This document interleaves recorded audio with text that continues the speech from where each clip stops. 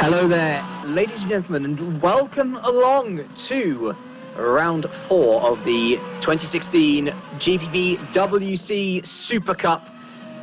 We're at the Circuit de Catalunya, a tight and twisty circuit with tyre wear issues galore, and unlike yesterday, not a raindrop in sight as well. My name is James Kirk, on cameras filling in for Ben Willis, and we wish Ben the best of wishes as well, off with his family. We have Mr. Matt Allington, very late request, so please do give him the nicest of welcomes. And back alongside me is Mr. Sam Jones. And Sam, you missed a bit of a corker in Russia 2 weeks ago. We saw plenty of wonderful battles, we saw some exciting results, but possibly most importantly in regards to the championship is we have seen the emergence of Adrian Holm to become a real dark horse for this driver's title race. Just missed out on pole position in Russia. He, I don't think you got whisper on, Matt, sorry. I think you should have a psst before, so, well, sorry, we're sorting out stuff with the camera anyway. But yes, Adrian Holm, Sam, he was so close to his first ever pole position before Risto Kappi took it away. He took race 1 win in fine form, and he's on provisional pole position here as well, with 2 tenths to go, or with 2 tenths to the rest of the field so far. 6.5 minutes to go. He's looking pretty good, wouldn't you say? Yes, Adrian Holm. Yeah, hello James, good evening everyone, and yeah, it's great to be back after missing around. I never like missing around, but I don't like missing it in terms of racing or in commentating either, so it's good to be back for this one. And yeah, certainly Holm is looking very impressive indeed, currently 2 tenths of a second faster than the rest of the field, and he's already had a bit of a mishap in qualifying as well in terms of losing his front wing and having to lose quite a bit of time by getting back to the pits. So he's certainly shown he's got the pace. He's sat in the middle of the track at the moment, so it looks like another minor issue for him. But still, despite all that, he instantly got into the pace and he's looking mighty strong. Will he be able to convert it in the race? I'm not too sure, because this is a difficult track. It certainly requires a lot of consistency lap after lap to keep the car pointing in the right direction. So we'll see how he gets on, but it's certainly going to be an interesting one after what kicked off in Russia. That 25.5 that he set was his first flying lap, which is pretty spectacular given that the track hasn't even rubbered in as much as it has. But to go through the rest of the top 10 so far, with just about 5 minutes to go, Edgar Ruiz's currently second, but he is one of 6 drivers who currently have a back-of-the-grid penalty to serve due to extending track limits in qualifying. He's second. Third is Boye Milan, his Spanish compatriot. So the Spanish going well, except Milan's also got a back-of-the-grid penalty. So David Francic is fourth. He's currently P2 technically. Lars Brugman, our championship leader and a winner of 3 races already this season, P5.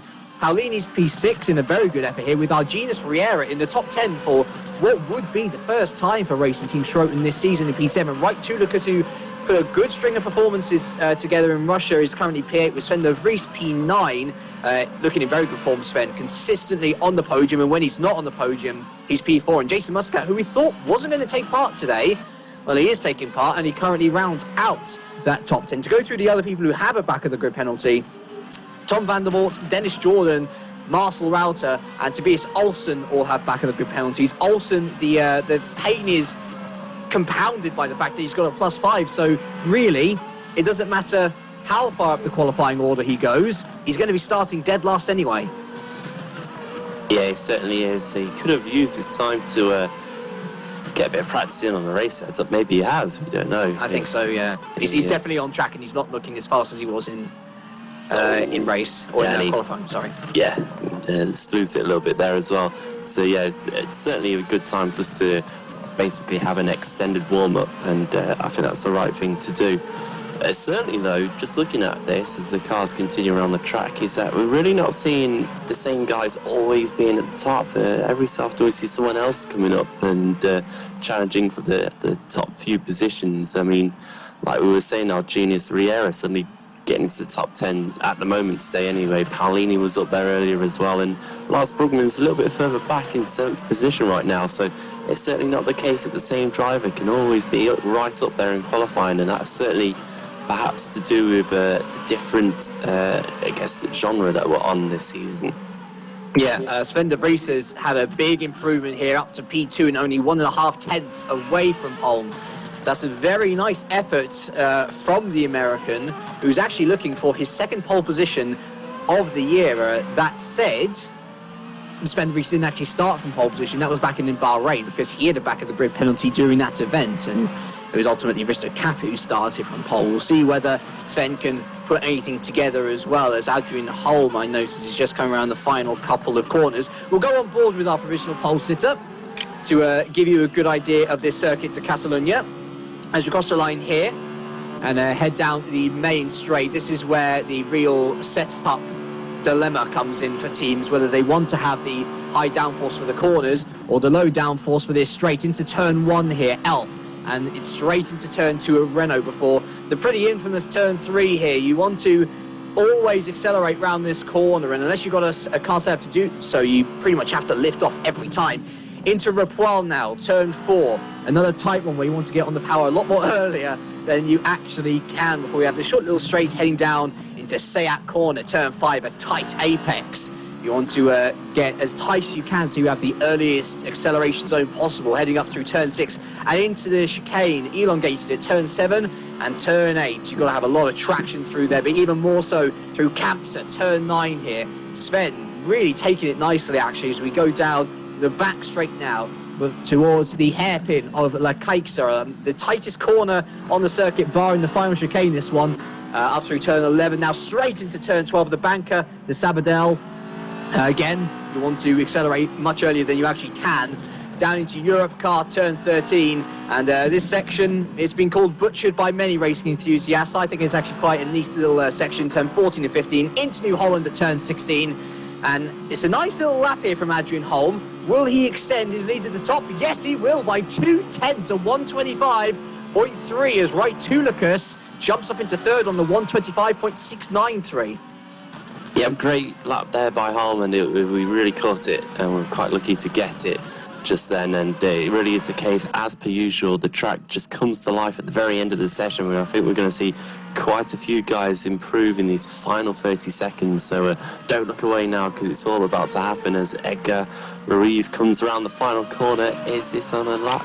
No, I think he must be he's just starting his final lap. Yeah, he is, isn't he? Yeah, so all the build-up for nothing there, but I think it's all about to blow over in a second.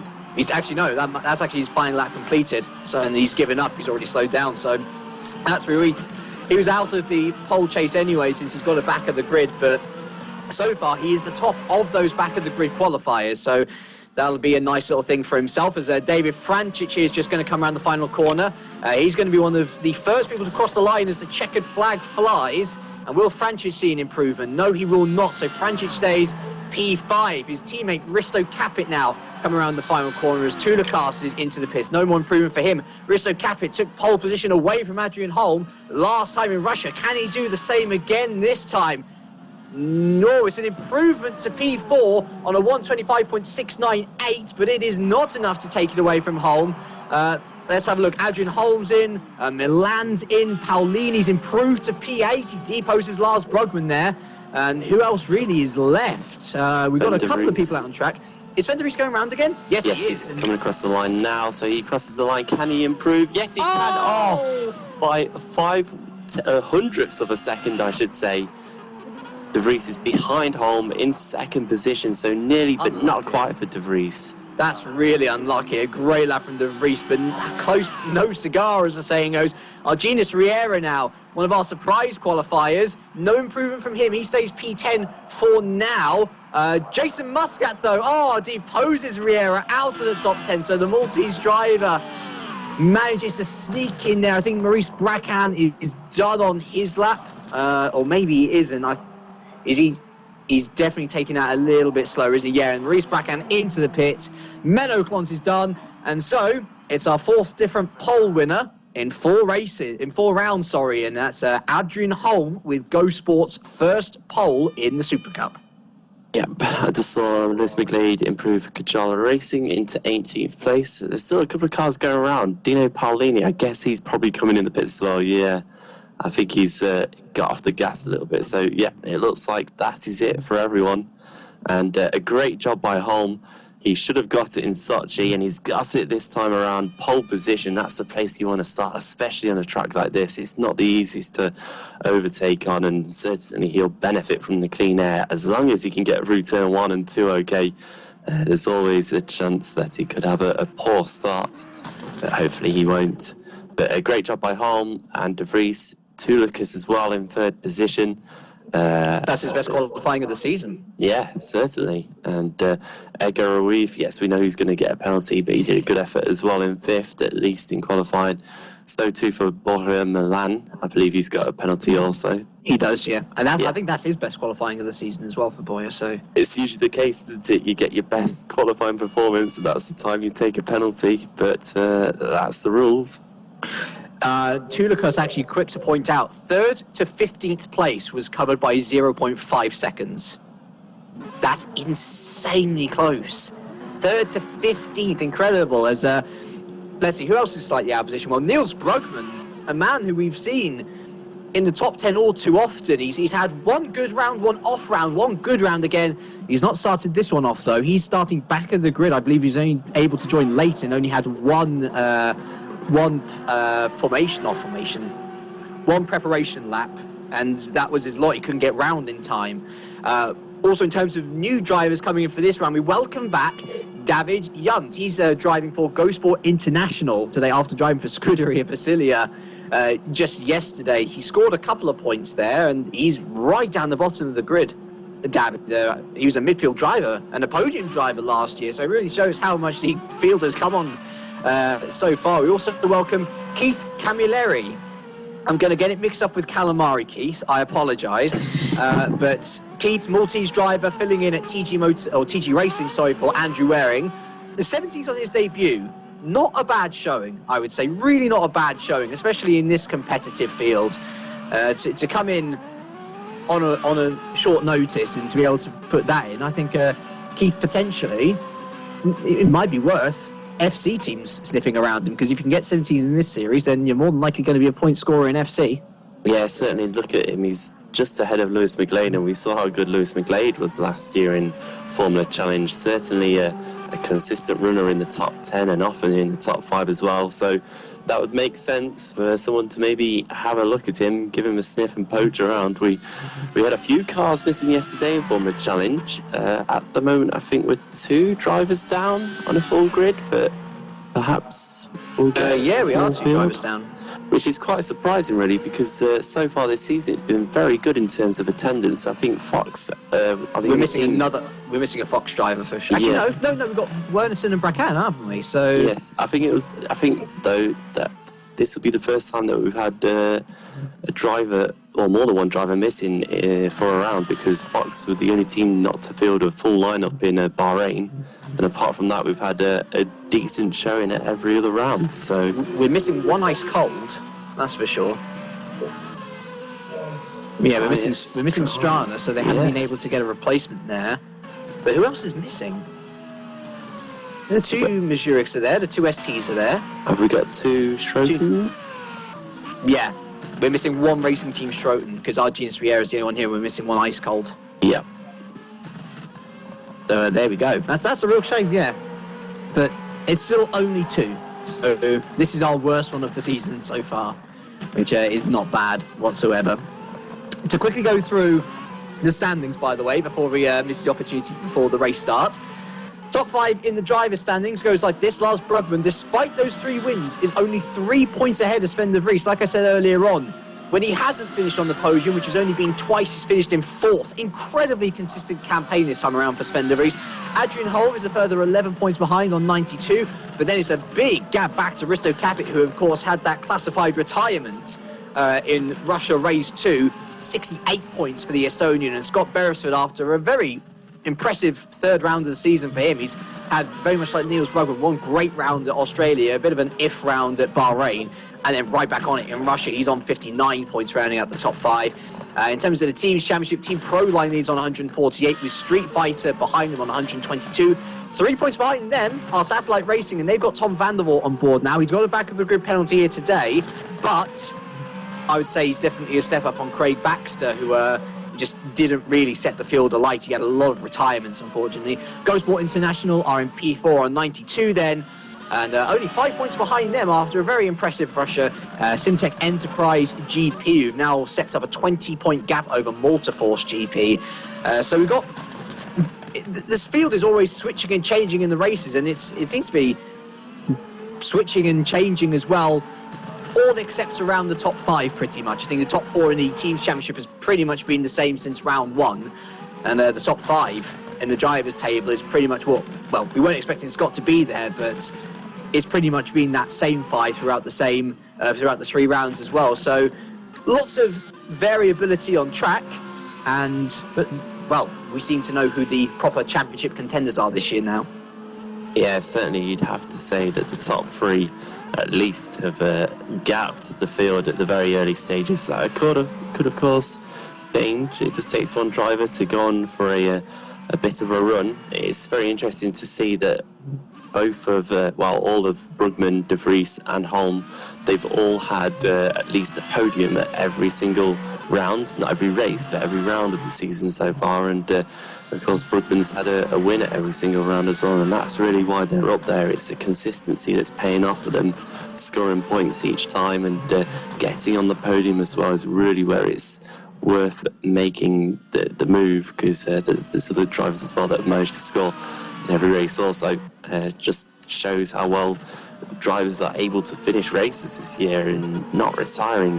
We thought it might have been a bit of a crash fest switching over to Tarfight Super, but that hasn't been the case. No. It's. Yesterday in Formula Challenge we had so much wet weather, but on the face of it was quite a clean race there as well, wasn't it? I'll give you the cleanest Formula Challenge round of the season in wet conditions, where nobody knew what they were doing. So I think actually that's a big fair play. Good news for Racing Team Schroten fans. Timu Toika's just popped into the server. I'm not sure how that will line him up in qualifying, whether the back of the grid guys will still go behind him, whether Olsen will go behind him with the +5, or whether because he just didn't take part in qualifying at all, he will start from the pit lane, or indeed right at the back of the grid.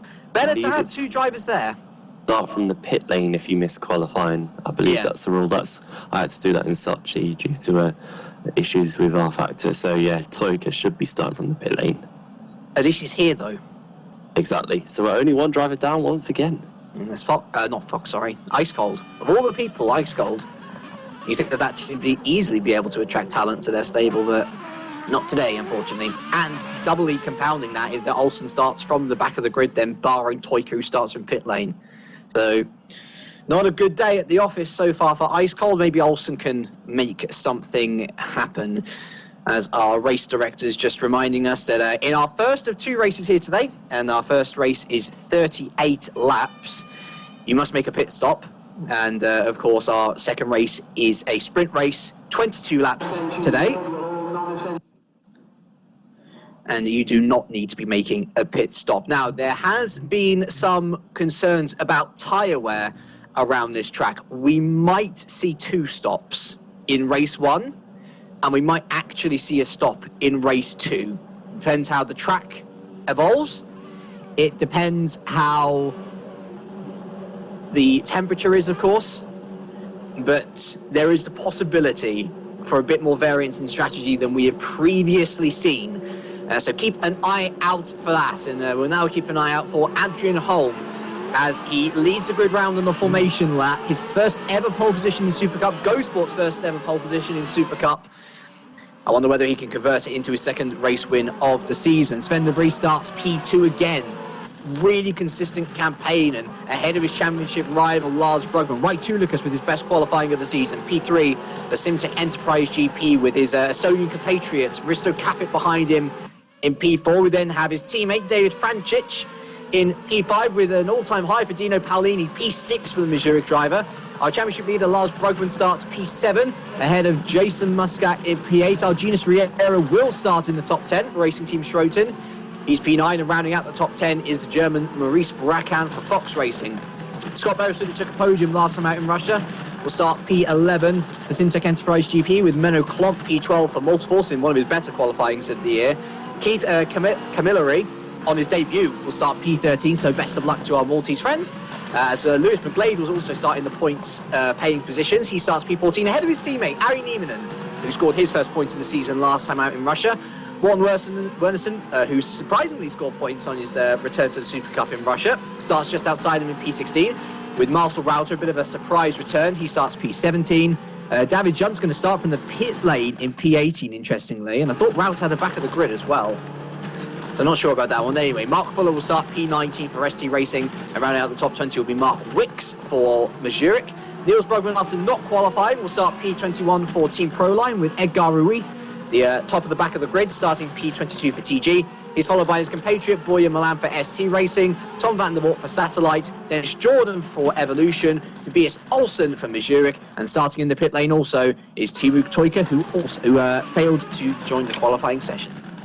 Yeah, Marcel Rauter had a 5-place grid penalty, so that's why he's not at the back of the grid and starting in 17th instead. There we are. I was a bit confused. Thank you for the wonderful bit of research there, Sam, as the pit lane starters are coming down to the end now. They don't want to be burning up their engines too much. They'll be let loose once our drivers reach the end of Sector 1. But now we look up to the lights with Adrian Holm.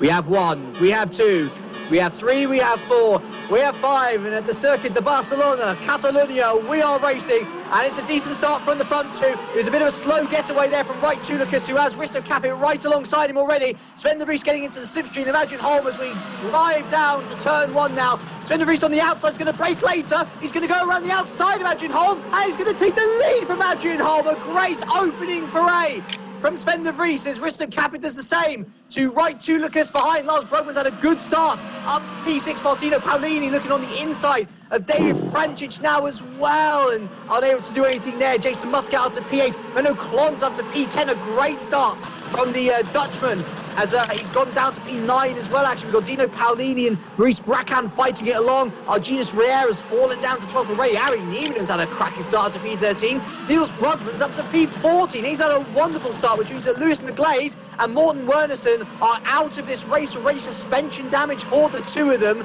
Mark Wicks and Boya Milan also involved in some worries. Hopefully you can check what's happened to Lewis and Morten, Sam, as Sven de Vries now takes us through La Kajksa, the hairpin. It's de Vries from Holm, from Kappa, from Tulikas, as there's more battling in the midfield going on.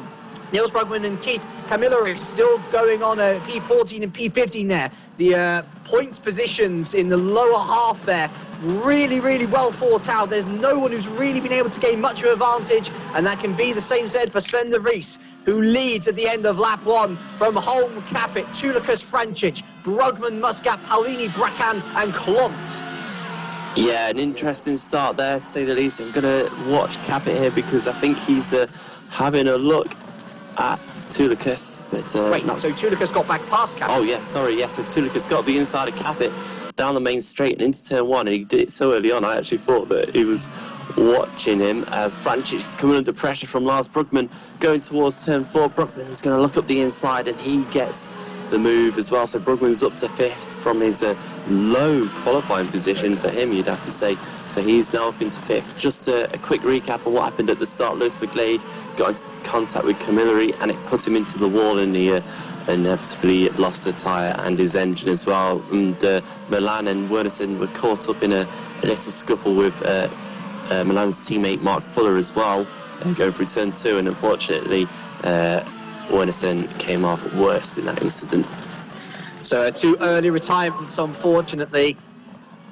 That's the nature of first lap. Sometimes you get your luck in, and sometimes your luck is further out the window than a bird that you're trying to sort out yourself. Heading back to P3 here, Right Tulicus and Risto Capit, Lars Brugman and David Francic. You can really count Jason Muscat in this as well.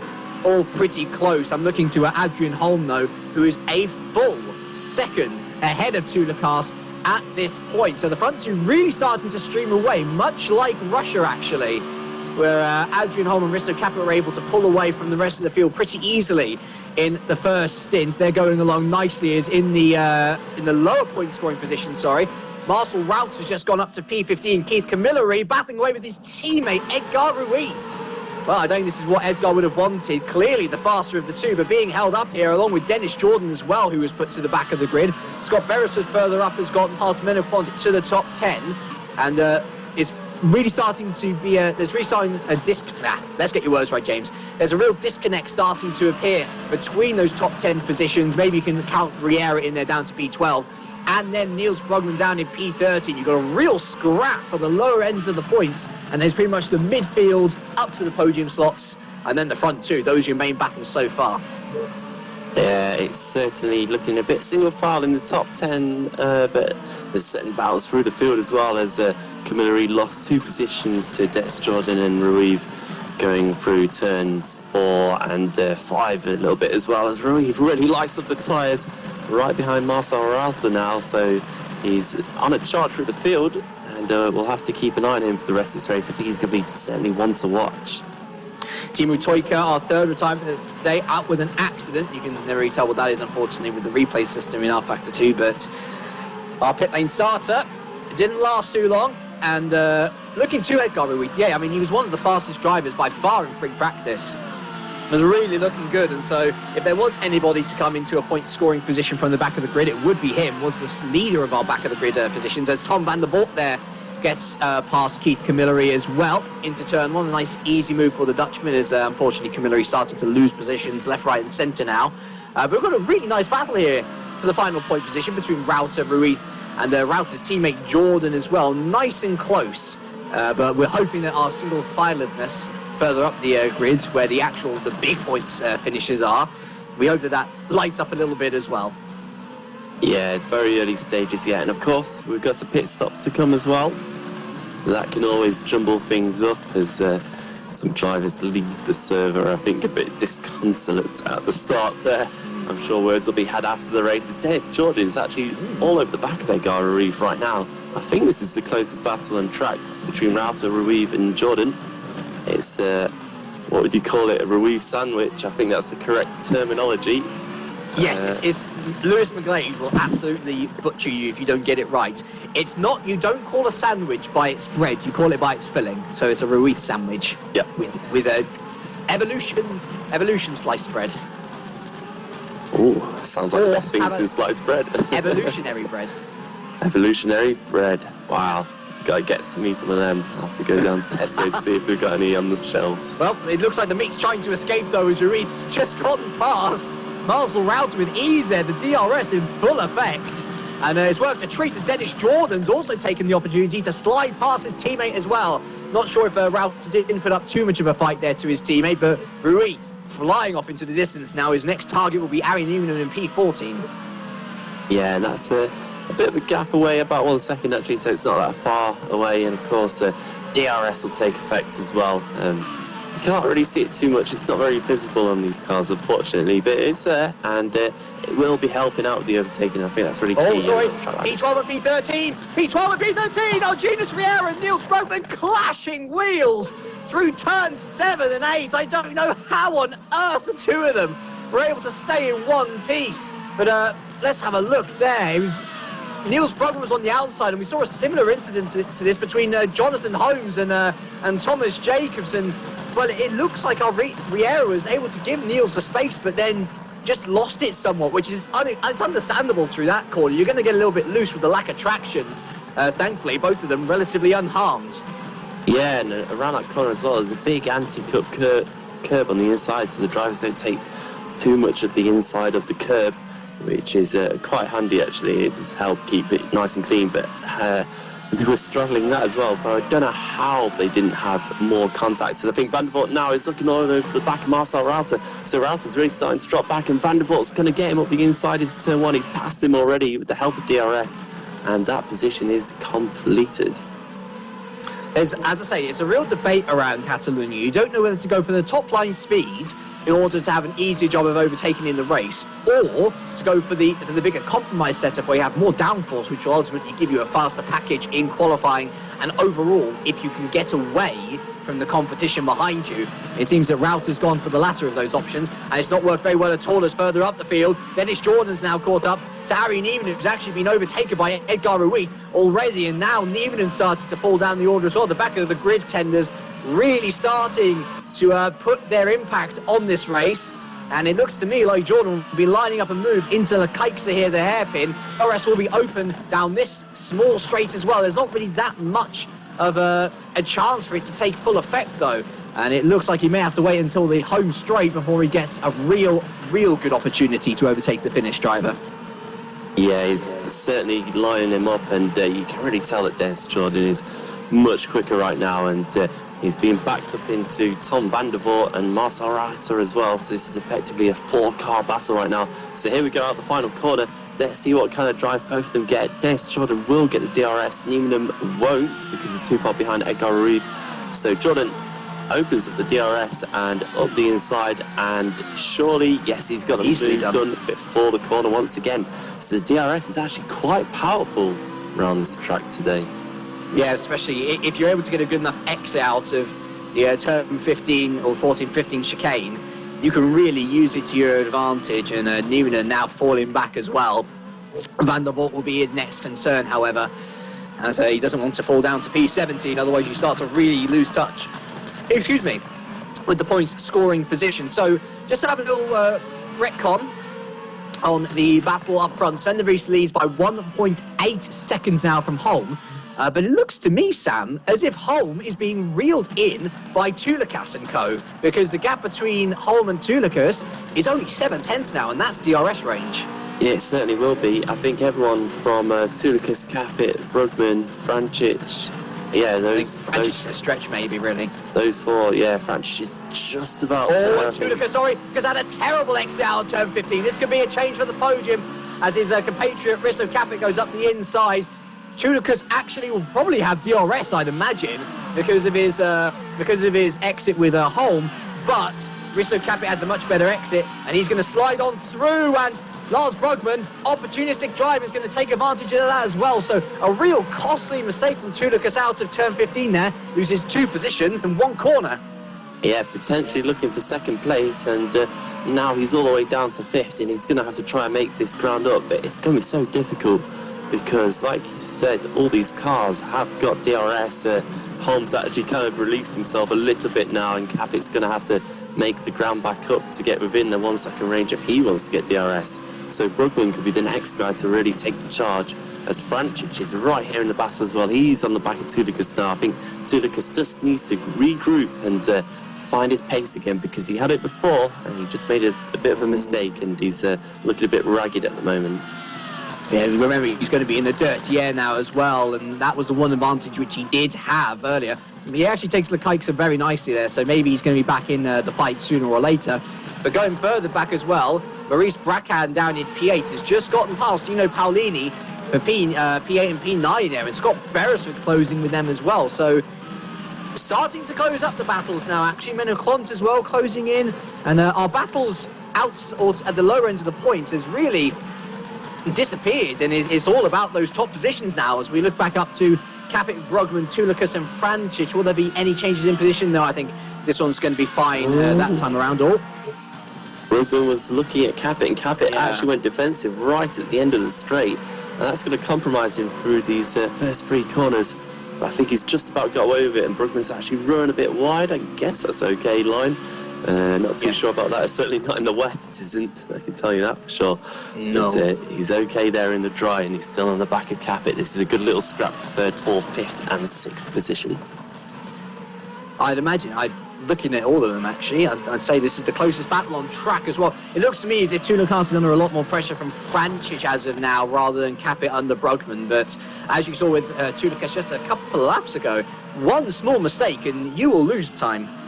Yeah, you certainly will. It really is a track all about consistency and being able to take the right line through the corners, because a lot of these corners are very long, sweeping corners.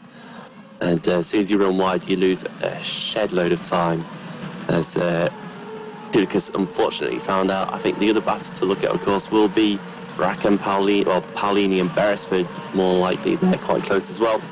But we'll watch them, as well as the 3, 4, 5 and 6 battle into the main straight, although they've separated out just a little bit. It seems to be 2 battles now rather than 1, doesn't it? Yeah. I think too, because he's falling back from third and fourth now. Is Brugman going to have a look here? Yes, he is. Look at Capit going defensive. Brugman goes around the outside, and he's actually overtaken Capit before they even hit the corner around the outside. So, DRS very, very powerful around here. That was easy for Lars.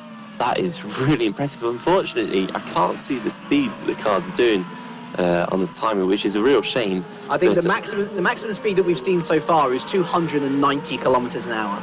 Wow. With DRS open and drag. That's nearly 20 kilometers an hour faster than the former Challenge cars. Just to put that in perspective. So Brugman's surely gone for lower wings, which is helping him out in the race, but it cost him quite a bit in qualifying, it would appear. But he's already up into third place now, and we'll see now if he can catch up with Holm, who's had it a little bit easier over the last couple of laps after coming under some pressure earlier on. And Capit is actually falling into clutches of Tulikas and Frančić, having a little look there as well. It looks like it's going to be a Tulikas sandwich now. Indeed. Yeah, it is. No, you're right. You're right. I was like, I don't know what I'm doing. Haven't you? I was having a bit of a stroke there, sorry. Lewis is probably watching the broadcast right now, so you've got to be on your toes. He is watching the broadcast. Confirmation. Oh dear, and I'm keeping a little eye on Paolini Beresford. That's separated out as well. So let's look whether Capit can respond at all to Brugman. I don't think he can. And if anything, it is Tulikas and Frančić starting to catch up to Capit, which will be more the worrying sign for him. Paolini actually looks closer to Brackham at this point in time as well. But further back, we have a battle. Nieminen versus Rauter. So Rauter fell back initially, then Nieminen fell back afterwards. But now it looks like it's Rauter's turn to try and gain some self-confidence. He wants to be further up the order. And honestly, this is the closest battle on track so far, I think. Yeah, and just behind him is Camilleri as well, and he also fell back. So if he can catch up, it'll be the battle of the fallen backers. If that makes any kind of sense in English, I don't think it does. Nope. But it certainly is. Rauter, he's got a bit wider, and there you can just see it, that once you run wide at a corner, you're so compromised on the exit, and you lose so much time doing that. That's why it's just key to hit your marks all the time on the braking and just turn in, and not be too hasty on the throttle as well.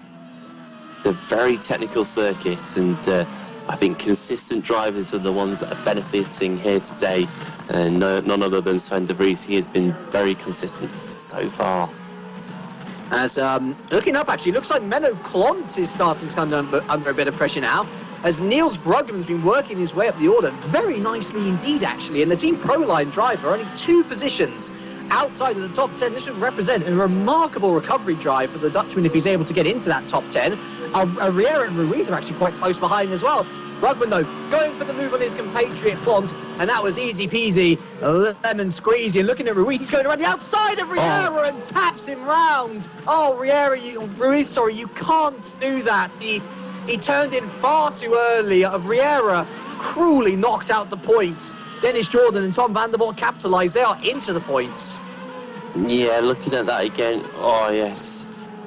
Riera just comes in and he just runs out a curb on the inside, and he had nowhere to go. Unfortunate for Riera, but he's 1 position out of the top 15, so potentially he could still get a point here. As unfortunately Rauter also out, yet another disconnection for the German. They've been openly looking for a replacement for Rauter for 2 weeks now. Evidently one has not been found, and at least they'll rack up 2 attendances in the form of a retirement and a potential DNS, depending on whether Marcel comes back or not. But it's a shame to see him, a man who's clearly talented enough to score points here, continually fall out because of those connection issues. Heading back up to Tulikas here in P5, looking the most under pressure that he has for a few laps now. David Frančić right in the slipstream of the Estonian. He goes to the outside, and we've seen this far too often, haven't we? Easy for Frančić. The DRS is wide open, and really there is no overtake to be had just because of the straight line difference, and Frančić up into the top 5. Yep, that was all done and dusted before the braking zone even. Frančić just had to make sure that he remembered where to brake like he usually does, and he, of course, completed that without any issues. Just to go back quickly about Rauter as well, it was a bit of an odd one actually. He came into the pits, got up on the jacks, and then just decided to put it in the garage. So I don't think it was a disconnection, actually. I think he just flat out decided to retire. Let's have a little looky here. So, well, yeah, it looks to me as if he thought he was too much of a hazard to continue racing. I've seen that so many times before in the 3 years which I've done commentary, where people just bring it into their pits and call it a day for no apparent reason. So I can only presume that's what it is, and it's a shame if that is the case for Marcel, but good on him for deciding that enough is enough, as Tulikas really has not let go of Frančić, actually. The Estonian doing a really nice job, and I noticed Maurice Bracan, actually, is catching up to Muscat, and this lot are catching up to the top 5 as well. Fascinating story for this race so far. We'll go to Tulikas and see whether he can't return the favour to Frančić on the home straight. He's not as close as Frančić was, but he will have the DRS as we head down towards turn 1. The question is, will he have the slipstream? As I do notice, actually, is that Paolini passing Bracan? Yes, it is. Tulikas unable to get past Frančić, but Paolini back up into P8 past Bracan. You've got Beresford there in for company as well. Niels Bergman forever closing. This is a fascinating race where the ebb and the flow of pace is really fluctuating, as Klont is indeed off, and he's missing his front wing as well. Well, let's see what happened to him there. Just lost traction out of turn 1 at Elf. Went right, continued to go right, and into the wall, and what has he done? That is silly driving from Menno Klont. He has just turned around, he clipped damage Junt, and he turned round to Tobias Olsen. As a man with damage, you simply cannot do that. It's as simple as that, as Mark Wicks is also out with suspension damage, and Maurice Bracan is back through on Dino Paolini for P8, so that battle at the edge of the top 10 still raging on, and because of Klont falling outside of the point scoring positions, Riera is back in, now in P15. Yeah, he might come under pressure from Nieminen, who's close behind him as well. I can really sympathise with what went on there. Klont was on the inside of turn 3. It's not the place to be, really. That you don't want to be on the inside there, and go around the outside is very, very difficult, and unfortunately... you can go on track, though.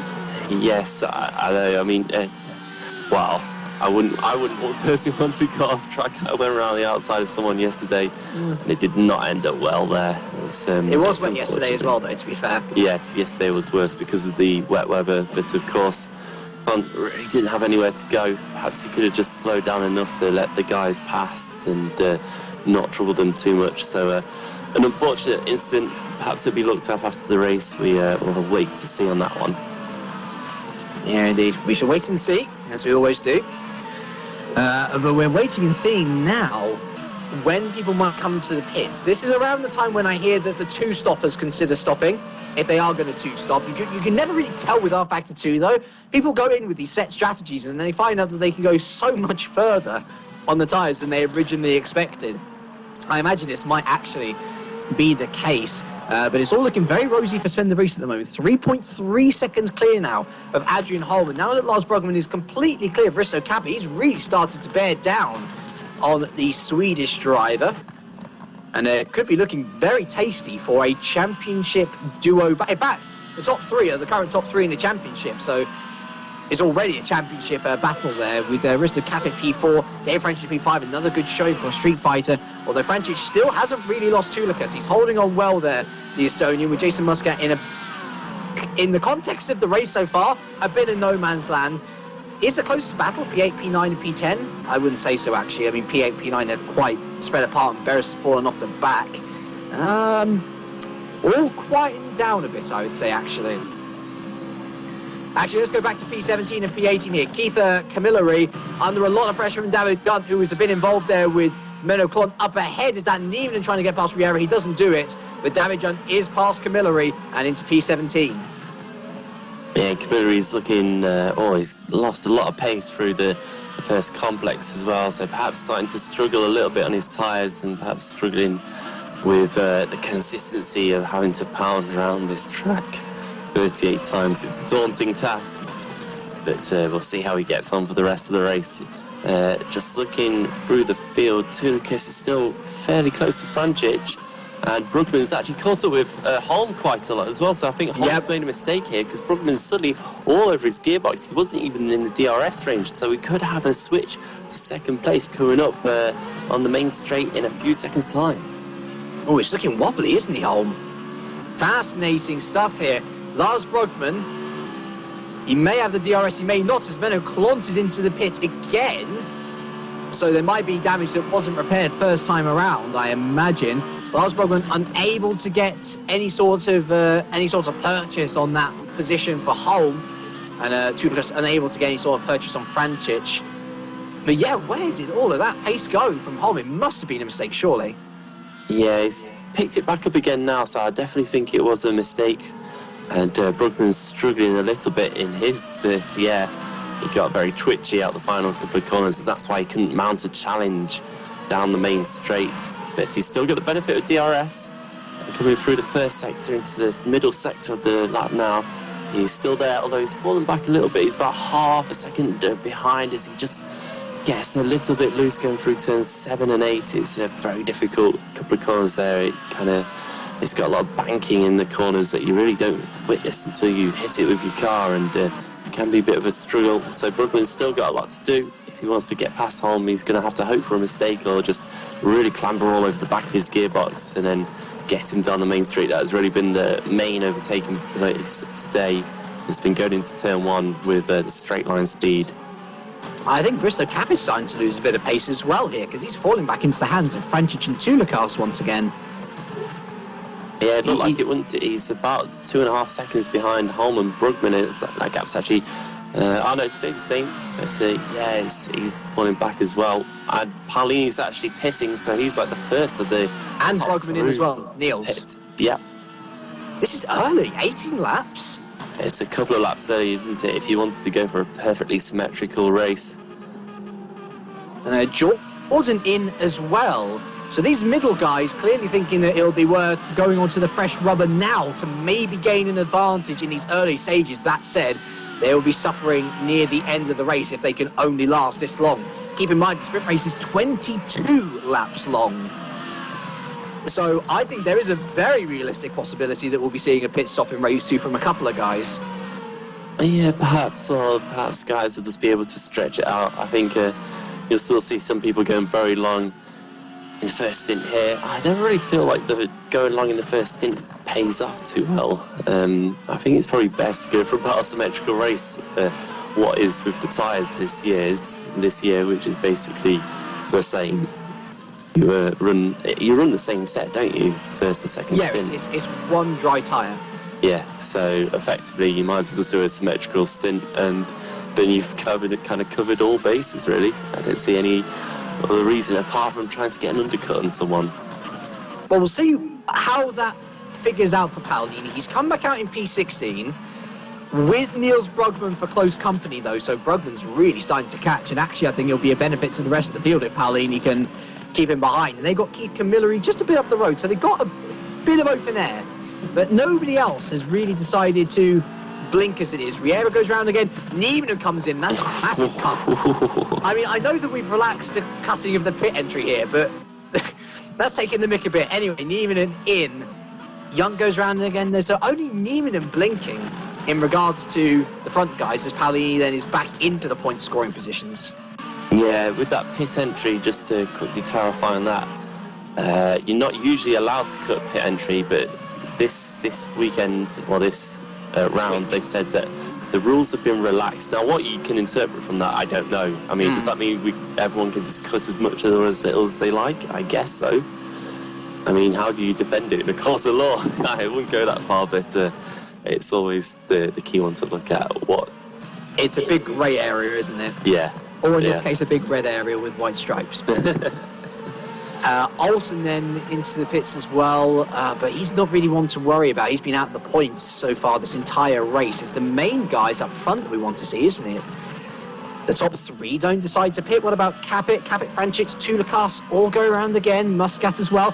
Brakanin, right. This is actually quite big, because this will show whether Paolini's made a good move here. Ruiz in as well. Van der Voort goes round again. So where's Paolini? He's just coming round Europe car. Let's see, Riera goes round again, Yunt and Camilleri round again. Here comes Paolini then. Bracan has left the pit box. And let's see, how fast can he get up to speed here?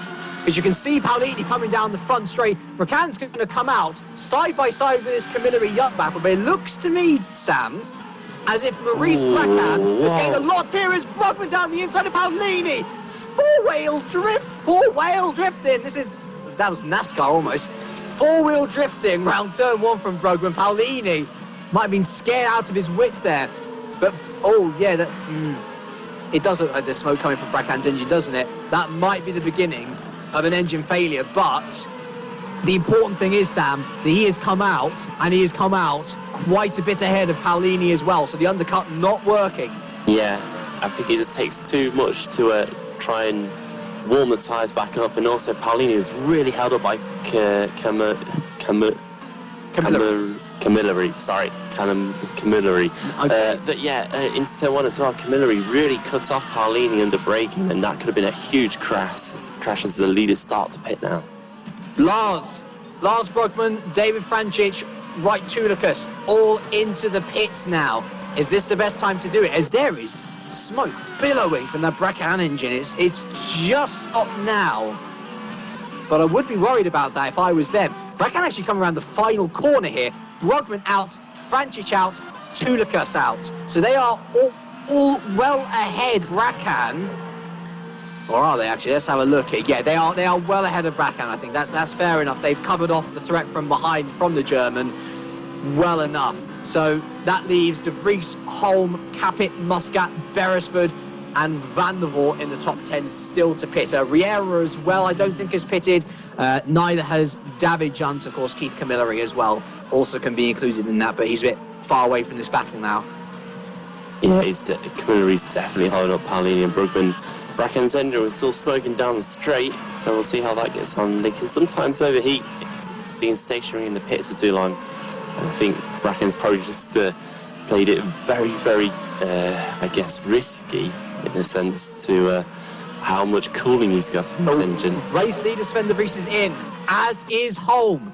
Capit, though, as we have seen so many times this season, sticking to his guns. Now, one has to ask, is that the correct decision, given that because the three guys, Brugman, Francic, and Tulicus, because they responded to the threat of Bracan, they got out pretty well ahead. Muscat going round again, and Beresford going round again. Van der Voort in as well.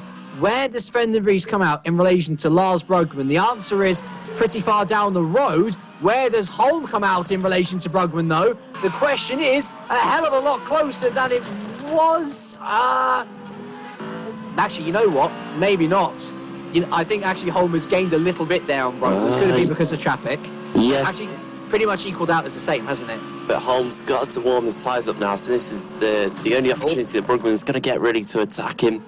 Back to P12, sorry. Dino Paolini's just lost 2 positions in one corner there. Brugman and Ruiz.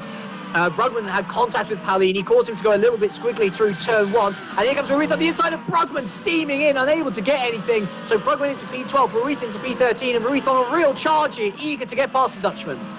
Yeah, we'll see what happens with Ruiz's teammate, who's just ahead of Brugman as well. Will he play a part in this battle? It's certainly an exciting one.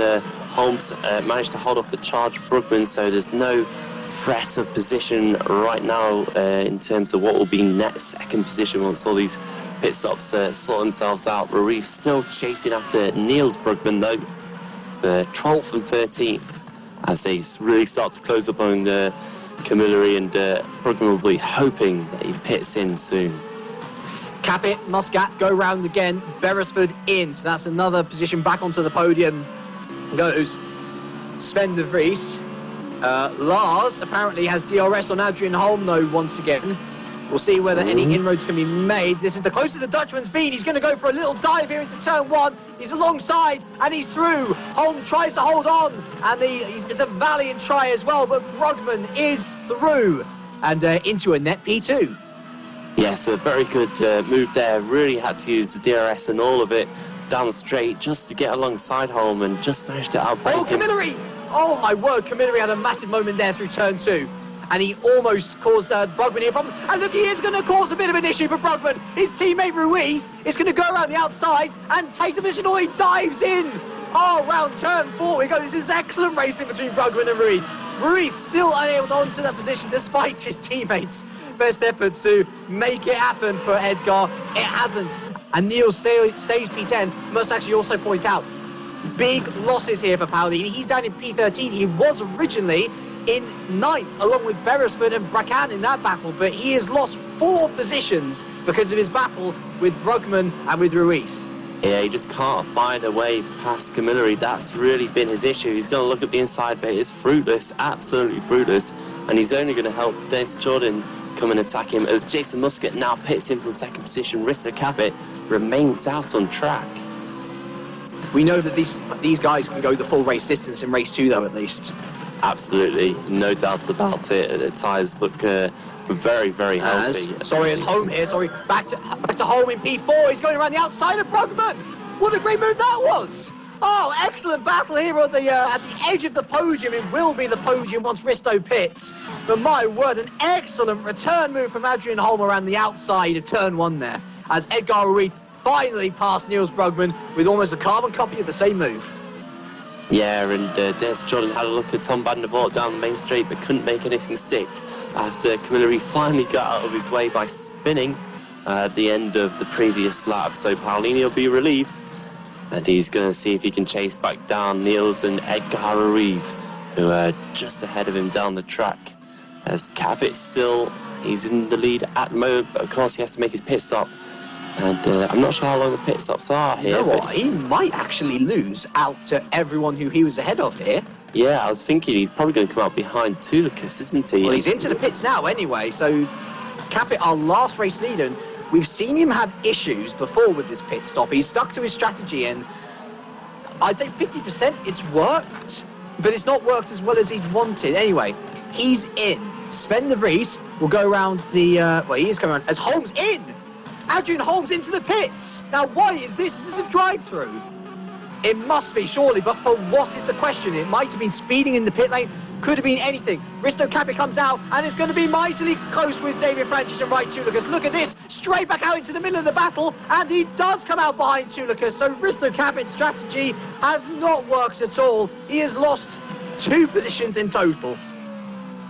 Yeah, it's not worked out, definitely. He's just ahead of Muscat, though, which is important, so he can still chase down the guys ahead of him, and Adrian Holm has come out in 9th place. Yeah, drive through straight through the pits, and he's come out behind Scott Beresford and ahead of Edgar Ruiz. He's only about a second and a half behind Beresford, so he could probably catch him, pass him. Bracken's certainly there for the taking as well, but that is a bit of a blow for Holm's championship challenge, because he's going to lose out to both De Vries and Brugman, who are 1st and 2nd on the road at the moment. Will it, though? Because think about the reverse grid for race 2. We don't know what it's going to be for race 2, though, do we? We don't know what it's going to be, but what if he ends up on pole position? Then all of a sudden, doesn't really matter. He's going to be in the prime position to win race 2, sorry. Yes, he will be, and it will be a perfect track to do it in as well. Very, very good to be in open, clean air, and we know the kind of pace he's got, so he should be easily quicker than the guys around him if that was the case. But that's still a good 13 laps away, so we'll have to find out after this race. We don't know what's going to happen. Anything can still happen yet to any of these drivers. But the pit stops once again proving to be costly for some and very helpful for others. I think Scott Beresford looks like he might be getting racy. Yeah, he's catching up to Bracan, isn't he? Sorry. He's getting notably closer. But you'd imagine that he'd be slightly egged on here by the fact that he's got Adrian Holm behind him now. So if he wants to gain something out of this, I'd imagine he'd have to do it pretty quickly. Yeah, because he's surely going to be looking more in his mirrors and out ahead of him if he doesn't make this move very soon. He's all over the back of Bracan, and there really is no overtaking room around here, around these corners in the 1st and beginning of the 2nd sector. There's potentially the run down to turn 10, But today that has proved not really to be the case. We haven't seen that many overtakes there, have we? If anything, the run down to turn 10 has been an opportunity for drivers to set up a move into turn 1. Yeah. Because you get the DRS to get closer and closer and closer, and as long as you can stay behind them and then get a good exit out of turn 15, the move is almost guaranteed down into turn 1 with DRS.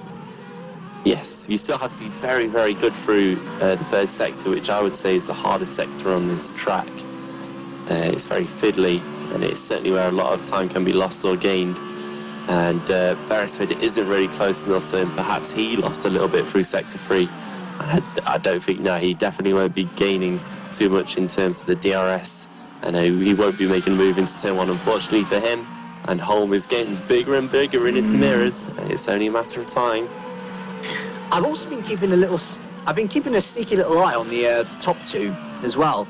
And Brugman, his gap is ebbing and flowing, but there are parts where he is catching De Vries. Now, I'm not saying De Vries is going to stay in the lead indefinitely because of that ebbing and flowing gap between the two, but it does show that whenever he sees a little bit of an advance from Lars, he's able to step it up a notch, so he's in good control of this race, De Vries, as Tobias Olsen is also out with suspension failure. Yeah, another retirement then, and that was the only ice-cold car of the day, so no points for ice-cold in this round, and they've had a strong start of the season with Strana, but of course he's not here. There's a lot going off between 4th, 5th and 6th right now. It's a very close battle between the three, and I think we could see an overtaking manoeuvre very soon.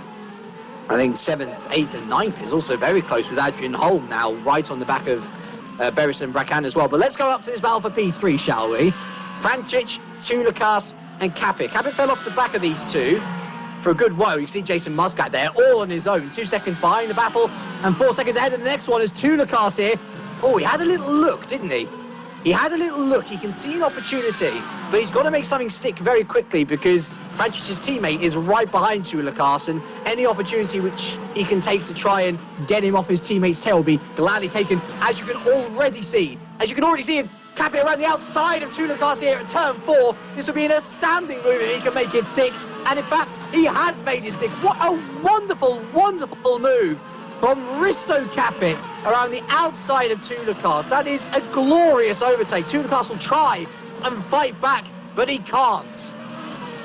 Yeah, as a further backstory as well, Holm was just overtaken Scott Beresford, so bad news for both Enterprise cars. Yeah, not good for Enterprise in turn 4 because Beresford went wide in turn 4 and Holm took the opportunity to just slot it up the inside and get the move done coming out the corner. So Holm's already gained up 1 position that he lost. He's next got Bracken, who's right ahead of him, so you'd think that Holm could get that position as well and to then go on for a charge for a potential top 6. As what's going on? Brugman's been held up coming out the penultimate corner by Mark Fuller, and he's fortunately got away with it. He hasn't lost any front wing or anything like that, but he's certainly got held up there, and that would have cost him a bit of time. Deary me. He's been pulled up for poor back marking before, Mark Fuller. Let's see, I don't think it's actually cost Lars that much though, 4.6 seconds to gap, so he got away with that one in terms of a front wing and everything else, as Adrian Holm now completes his overtake of the battle here just at the edge of the top 10. He's passed Bracan into P7.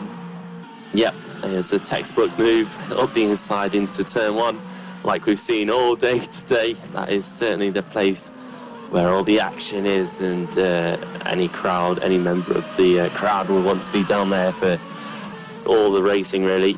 So Holm's up into 7th, and we'll watch him now because he's really just going to pull away from Maurice Bracan, and Bracan's going to fall back into the clutches of Beresford. So there'll still be a battle going on there for 8th and 9th, and that too could be critical come race 2 when we find out what the reverse grid will be. Scott Beresford has taken 2 out of 3 possible reverse grid pole positions. Dare I say that he's on course for a 3rd. It could be potentially. It's a bit like the Carlos Fernandez of Supercup then, isn't he? Yeah, at least Paolini isn't directly behind him to miss out again if it does happen. No, not at the moment. He's unfortunately never really recovered from, I guess, losing out in the pits, pitting early and then getting stuck behind guys that hadn't pitted. and Niels Brugman is just ahead of him on the road, and Brugman hasn't really been able to stick with Ruiz, so perhaps this is really where he was in terms of pace, so he did well to get up here, as Beresford just thought he might have a look at Bracan into turn 1, but again he's just too far back, and the move can't be made yet. No, indeed. So things are going to go a little bit, I wouldn't say stale necessarily, but we're having a little lull once again, where people are perhaps eyeing up their next moves. I must say, actually, P11 through to P14, now I'm looking at it, is pretty close. Brugman, Paolini, Van der Voort and Jordan all covered by 1.5 seconds. Yeah, I know it's not for a reverse grid pole position, but still, it's good points to get on the board at least. Yeah, certainly it will be. Big difference between 11th and 14th, and Jordan was a little bit further back, but he's actually closed up through these last few corners quite well.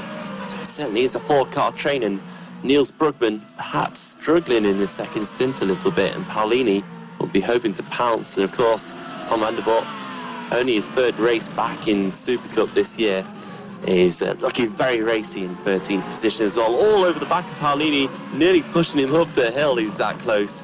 We'll see if he can stick to the back of Paolini though through this next section of corners, a tight twisty right and then a left and then a right and then another right before we get to the pit straight, and then the DRS will come wide open and that'll be the time to pounce. But I think Van der Voort, look, he just loses out in that final corner, loses a little bit of time, and perhaps that spread them out a little bit too much for anyone to make a move into turn 1. You wonder whether Paolini will be even more disappointed. It actually does look like he's having a little look at Brugman, which he's not going to be able to complete there. But you wonder whether he's going to be even more doubly disappointed, because you look at the two drivers ahead of him. Ruiz, Brugman started back of the grid. The two drivers behind him, Van der Voort and Jordan, started back of the grid. He should be up with Bracan and Beresford at this point, and he's not. Yeah, he certainly should have been either slightly a frontal. He's gone wide side through turn 4. That gave Van der Voort a very good look up the inside. Just about being able to hold on to it, Paolini, but that was a scary moment. Oh, I thought they were going to come into contact. Yeah, I think that's kind of similar to what Beresford did a few laps ago as well. But somehow Paolini's held on to the position, and now Van der Voort's kind of lost it coming through. Yeah, he hit the anti-cuts coming through turns 7 and 8, and that caused him to bobble quite dramatically through the corner. But held on to it and hasn't lost the position either. That's very good save from Van der Voort. He's got to try and save his P13 now from Dennis Jordan, though, now as well. As, well, it seems that in leaving two cars for dead now, the Street Fighters have decided to make their own fun and battle amongst themselves. Risto Capit will be keen to get back on the podium after, as I say, a classified retirement last time out in Russia. I know that Street Fighter like to let their drivers battle, but in the context of the championship, where they are behind Team Proline and they need to use Capit as much as possible, you know, get as many points on the board as they can, is it wise to have them battle?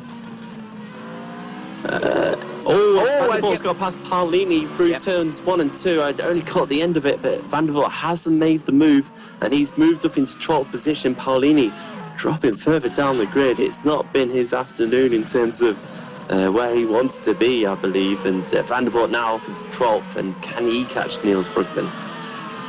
We shall wait and see, won't we? We shall certainly wait and see.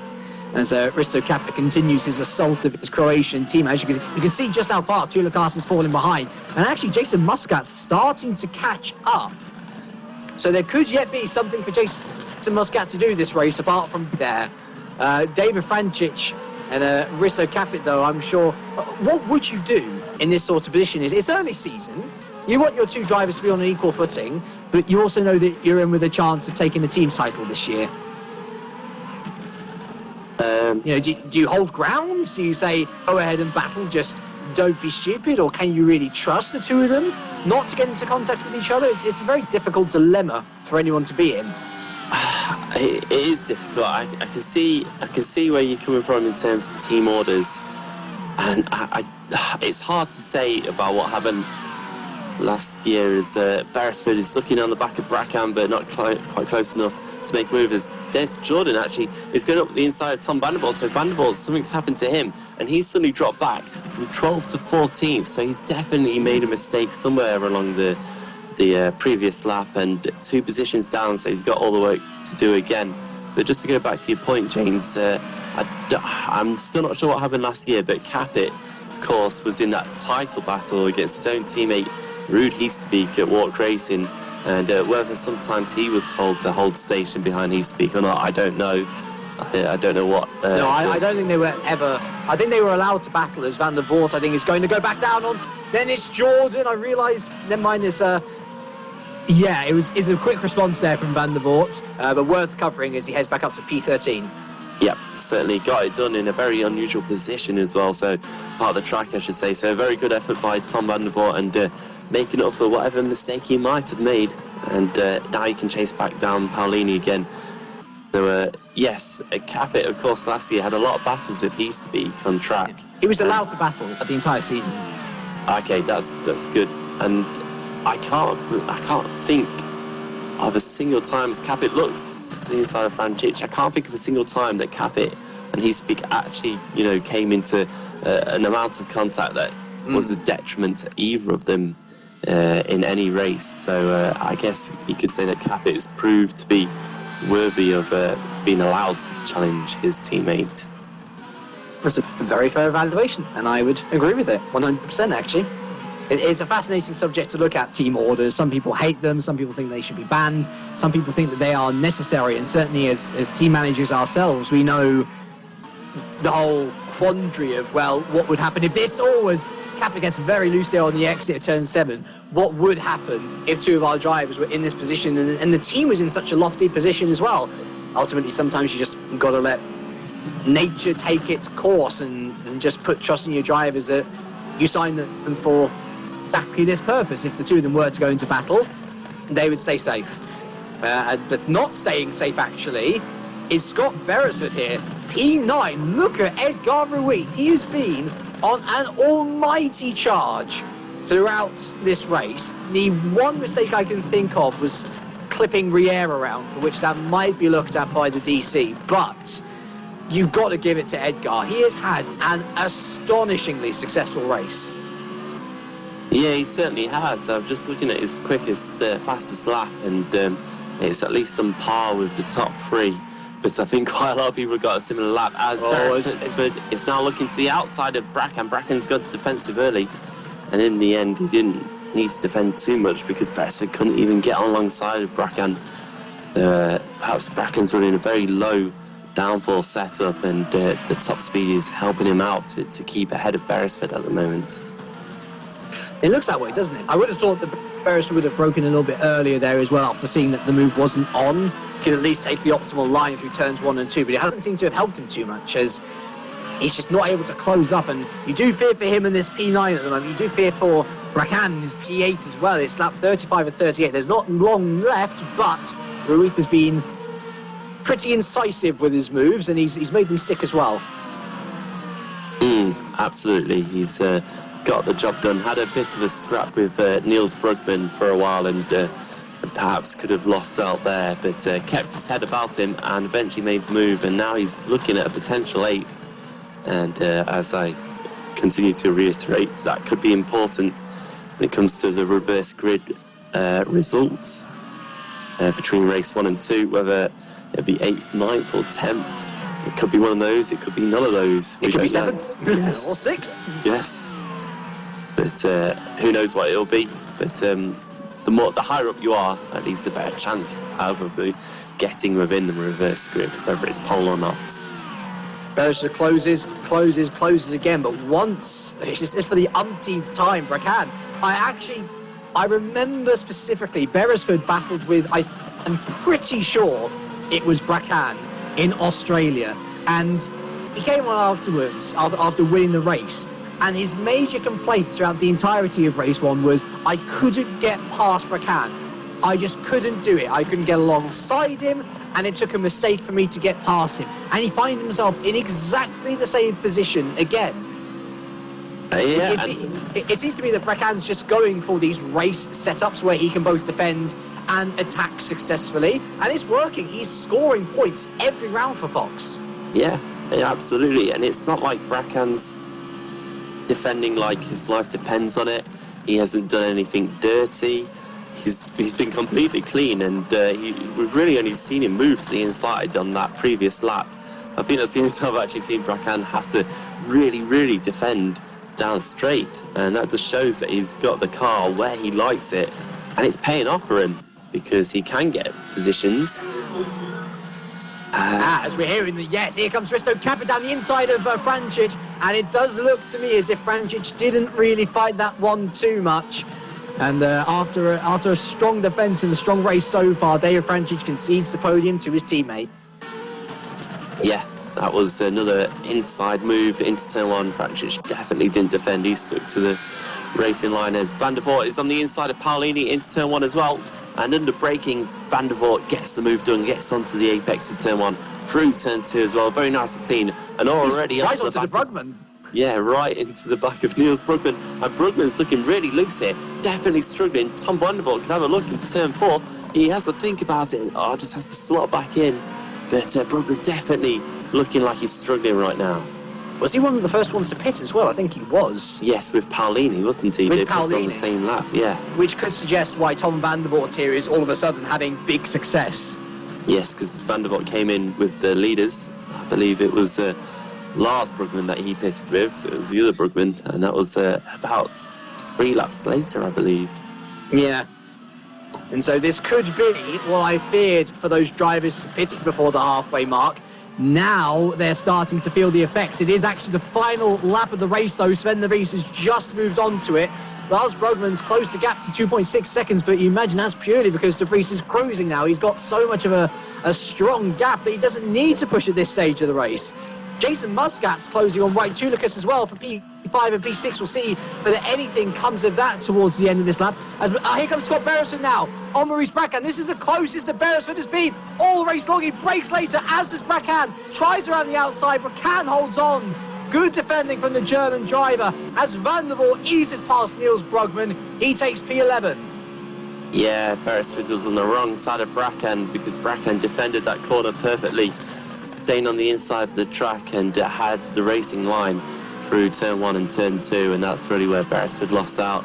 But he had to go for it because it was the best overtaking opportunity that he had left at his disposal, and that just shows once again that Bracan's done an absolutely stellar job of staying where he has been on track. Tom Van der Voort has moved up past Brugman, like you said, and it was another textbook move, and Tom Van der Voort has done a very good job of coming through the field and getting 11th. As coming round the final few corners now, he has had a flawless race since the beginning. And because of that flawless race, he's going to take his second race win of the season. It's Sven de Vries for Satellite. Lars Brugman second, keeps within touching distance of his rival. Risto Kapit will take third ahead of his teammate David Francic. Right Tulicus holds on to fifth ahead of Jason Muscat. Adrian Holm, after a drive-through penalty, comes home P7. Maurice Bracan holds on to 8th, with Scott Beresford 9th, and Edgar Ruiz will round out the top 10. Van der Voort will come home 11th, with Niels Brugman 12th, Paolini 13th, Tennis Jordan will come home 14th, and our Genus Riera, somewhere along this road, has had a nightmare because for the first time this year, 2 Go Sport cars score points. David Junt, on his return to the Super Cup, scores 15th place. Your retirements were Tobias Olsen, Mark Wicks, Marcel Rauter, Timi Toika, Lewis McGlade, and Morten Wernerson. Yeah, Riera lost it in, the last 2 laps. He dropped 1 position. He held 15 for so long and fell out. There were, again, no points for racing team Schroten, and that will be very disappointing for Riera after that clash earlier on as well, which wasn't really his fault either. No. And actually, because of this, Sven de Vries takes the lead of the championship. Yes, it was very close between Brugman and de Vries, only 3 points separating the two after Brugman beat de Vries in a 1-2 in the final round of Sochi. So they've kind of continued where they left off, but this time around de Vries got the upper hand, and he will take the championship lead, at least for the moment, because who knows, it could be the reverse again in race 2, depending on really reverse grids and what everyone does on the start of this race. Just to quickly note some other drivers, Tulicus did a solid job getting 5th position, fell back a little bit from where he was, but hung on to Capit and Francic for the most part during the race. Muscat had a very quiet race, you'd have to say. A classic Muscat performance, absolutely solid and looking consistent throughout the race. Holm will be very disappointed with his drive-through. Could have easily been second or third position for him today, but he has to settle for 7th, but he's still got race 2 to turn it around. Maurice Bracan, absolutely fantastic defending by him. He's got Beresford, good effort in 9th as well. And Tom van der Voort, very good job for him in 11th as well on his, I guess, continued to return to Super Cup. I think we'll see him go from strength to strength as this season goes on and return to become a solid top 10 driver. That's my prediction anyway. And once again, Riera, unlucky for him, no points at the end of the day. My driver of the race by far, though, was Edgar Ruiz, I think. Regardless of what happens with any sorts of incidents, to come back from back of the grid to P10 is an outstanding effort. Only 18 seconds off the rest of the field. Only, arguably, a few laps away from taking 8th position, you would say. Yeah, he wasn't that far away. Whether he could have made it or not, we probably will never find out. It was quite incredible as well. I'm just looking at all the lap times. There's so many drivers that set a near similar fastest lap, and that shows how close the field was. I think that's mainly due to everyone knowing this track so well. It was open in pre-season testing as well, so the drivers already knew about it and had a setup to begin with before we even got to this round. I guess a lot of drivers could focus on refining their setup and refining their lines through the corners. And very similar to Formula's Challenge, it was very close here today. And I don't think we'll see that in Turkey. I think it'll be a bit more spread out in Turkey. But it's been good to see how close it is, and I think that's made some of the racing really exciting. It's not been constant overtakes, but it's been good battling, and sometimes you just want good battling, and that's certainly what we've had. So, race 2, 22 laps long. It does seem that there might be a bit of a tyre wear issue for some people. So for the first time this year, and I can't believe that we're seeing this with the prime tyres, it could be that we have a pit stop in race 2, which I guess around the circuit to Barcelona, Catalonia, is probably expected out of all circuits, but still it's, for those who can hold their tyres well, this could be a massive, massive opportunity to score some big points. Absolutely. I wonder if we will see the likes of, say, Niels Brugman and who else was it? Dino Paolini struggle in this race, considering they pitted so early in race 1. Maybe that means they're not quite as confident on their tyres, or maybe it does. Maybe they just like to run longer in the second stint. But it's going to be interesting. It's certainly not the case of what we saw last year, where it was a case of you could either run one set and go the whole race, or run a softer set and do basically two stints with a stop in between. It's more of everyone's going to be on the same tyre, and we're just going to see who can last the longest on their tyres. And I think that's also going to come down to just clean driving and overtaking. So that's probably going to benefit the guy that's in first, as long as someone behind him isn't supremely faster than him. But it really will spice up the midfield, and I think we're going to see a lot of changes of position in the final 3 or 4 laps. It'll be fascinating for sure. There's people just learning about how long this second race is, and they're not happy, it must be said. It is one of the longest second races on the calendar around Spain, and it feels even more longer because of the tyre wear. I'm actually hearing from Tulicus here that he actually overfueled for that second stint. So there might be issues, and he's just asked me to figure out a calculation as well, which I'm just going to do for him. So let you do that, and James, don't want to say it out loud and give away your setups to everyone else. But yeah, I must admit, yesterday, I know Formula Challenge had a lot of rain, but both of the races in Formula Challenge did feel very long as well. It was a case of, 17 laps says, oh, we've just got the reverse grid results come through, and it's only the top 6 drivers, so that's the lowest it could possibly be. So that means that Jason Muscat, who had the quietest of races out of any driver in the field, I think, will now be in the limelight because he takes pole position for race 2. And what an opportunity it is for him to pick up a win this season. He's going to be looking forward to that for sure. Holm misses out by 1 position. Oh, So that drive-through penalty absolutely cost him. it really did, didn't it? Wow.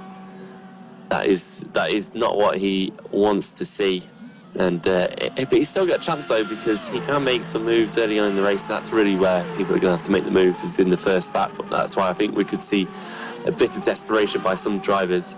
But just to go back to Jason Muscat as well, he's yet to have a podium this season. He's scored in every single round, but his best result has been 4th in race 1 at Bahrain. So this could be his opportunity to finally either get a podium or potentially win a race. It's possible, but you look at the competition behind him: Tulikas, Francic, Capit, Brugman, De Vries. You know, And then Holm. And then Holm as well. Yeah, I think he's going to fall down the order a little bit, unfortunately. I know he's got the pace to hold on, but there's so many strong candidates behind him. P6 is often... It's almost like a double-edged sword. Yes, you've got the reverse grid pole position, but you've also got the fastest guys directly behind you with no one in front of them. Yeah, I suppose if it had been about 8th or 9th that had been reverse gridded, you, as the P6 driver, you could have started 3rd or 4th and then got past the guys in front and then used them as a buffer to get away.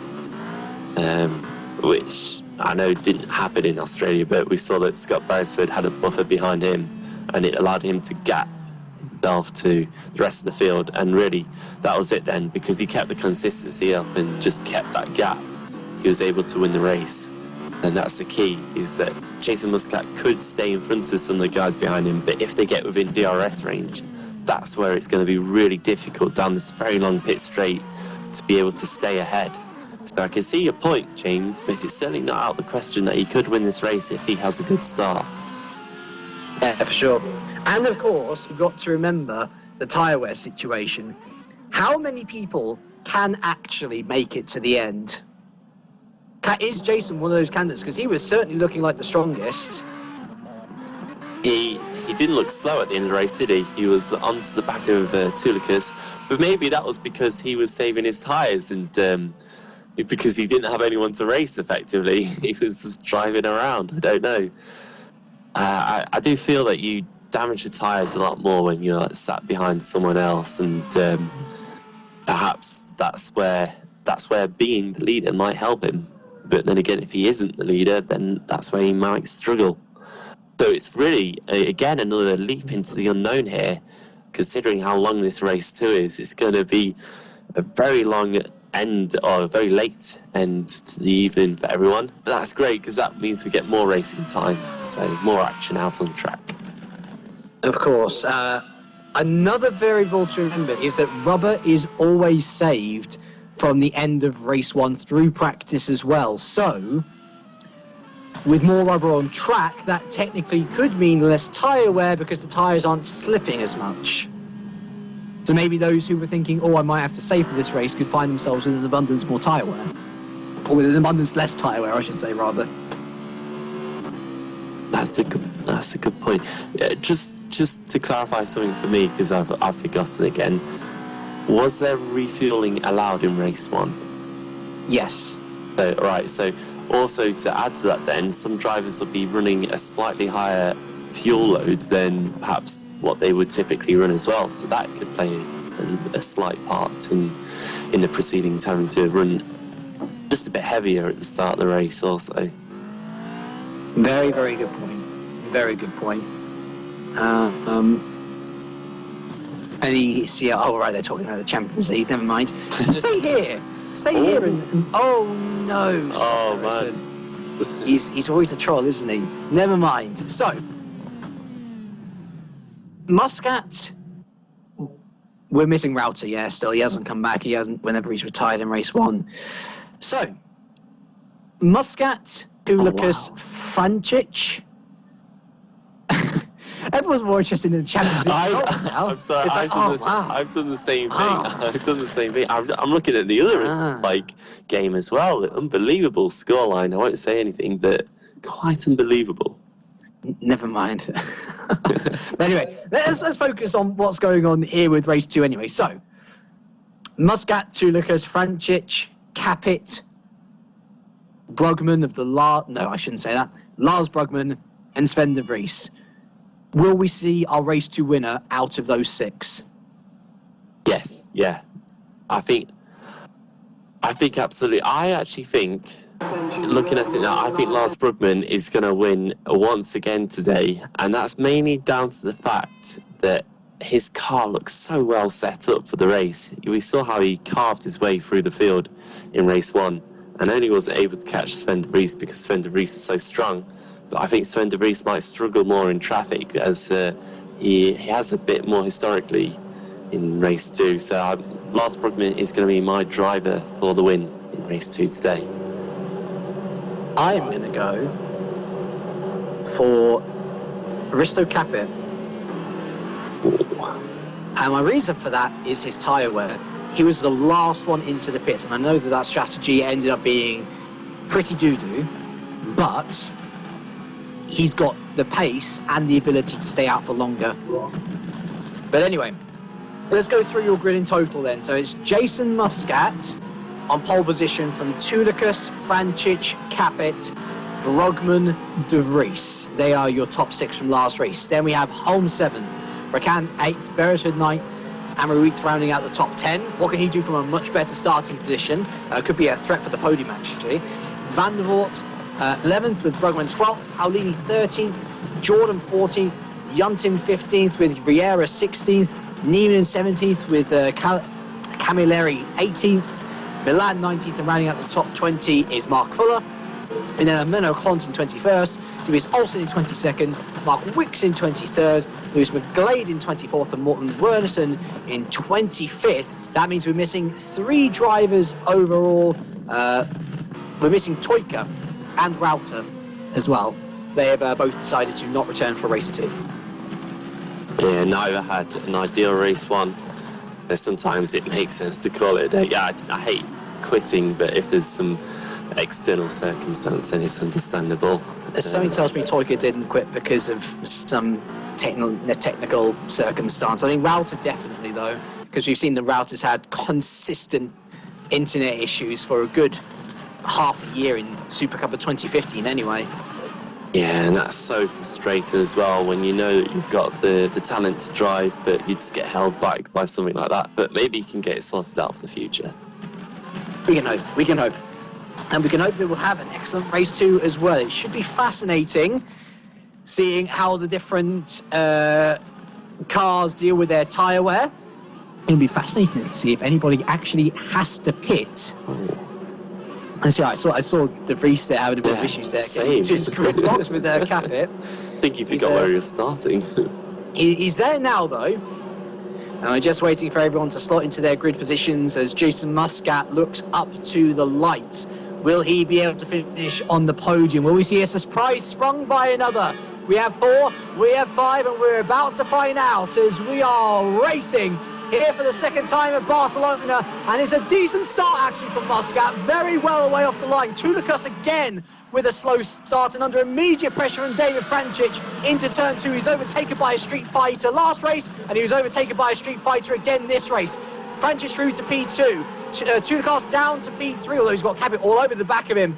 Who's had a poor start? Van der Voort down to P14 there. As, oh my word, it's a 3-way battle here for the podium. Risto Capit's gone around the outside of Tulikas, and Tulikas has had to go out to the outside as round comes Sven de Vries as well. Tulikas losing positions left, right and centre here. De Vries through to 4th as here comes Adrian Holm. He's had a decent start and he's had a good start now, up to P6 past Lars Brugman. Maurice Bracan Beresford holding position as Niels Brugman's up to P10, Ruiz down to P11. David John's had an excellent start actually, he's up to P12, although he's just lost that to Van der Voort now trying to recover something. Niemann another good start. up to P15, and Menno Klont's already out of this race, so another very early retirement.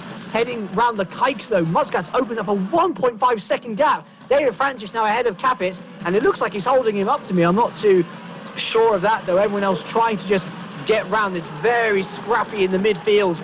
Once again, people vying for positions, trying to get a good track advantage, because obviously if you're at the head of a train, then you're going to have no dirty air affecting you. Certainly not affecting Jason Muscat. He leads by quite a margin. It's Vrancic second, Capit third.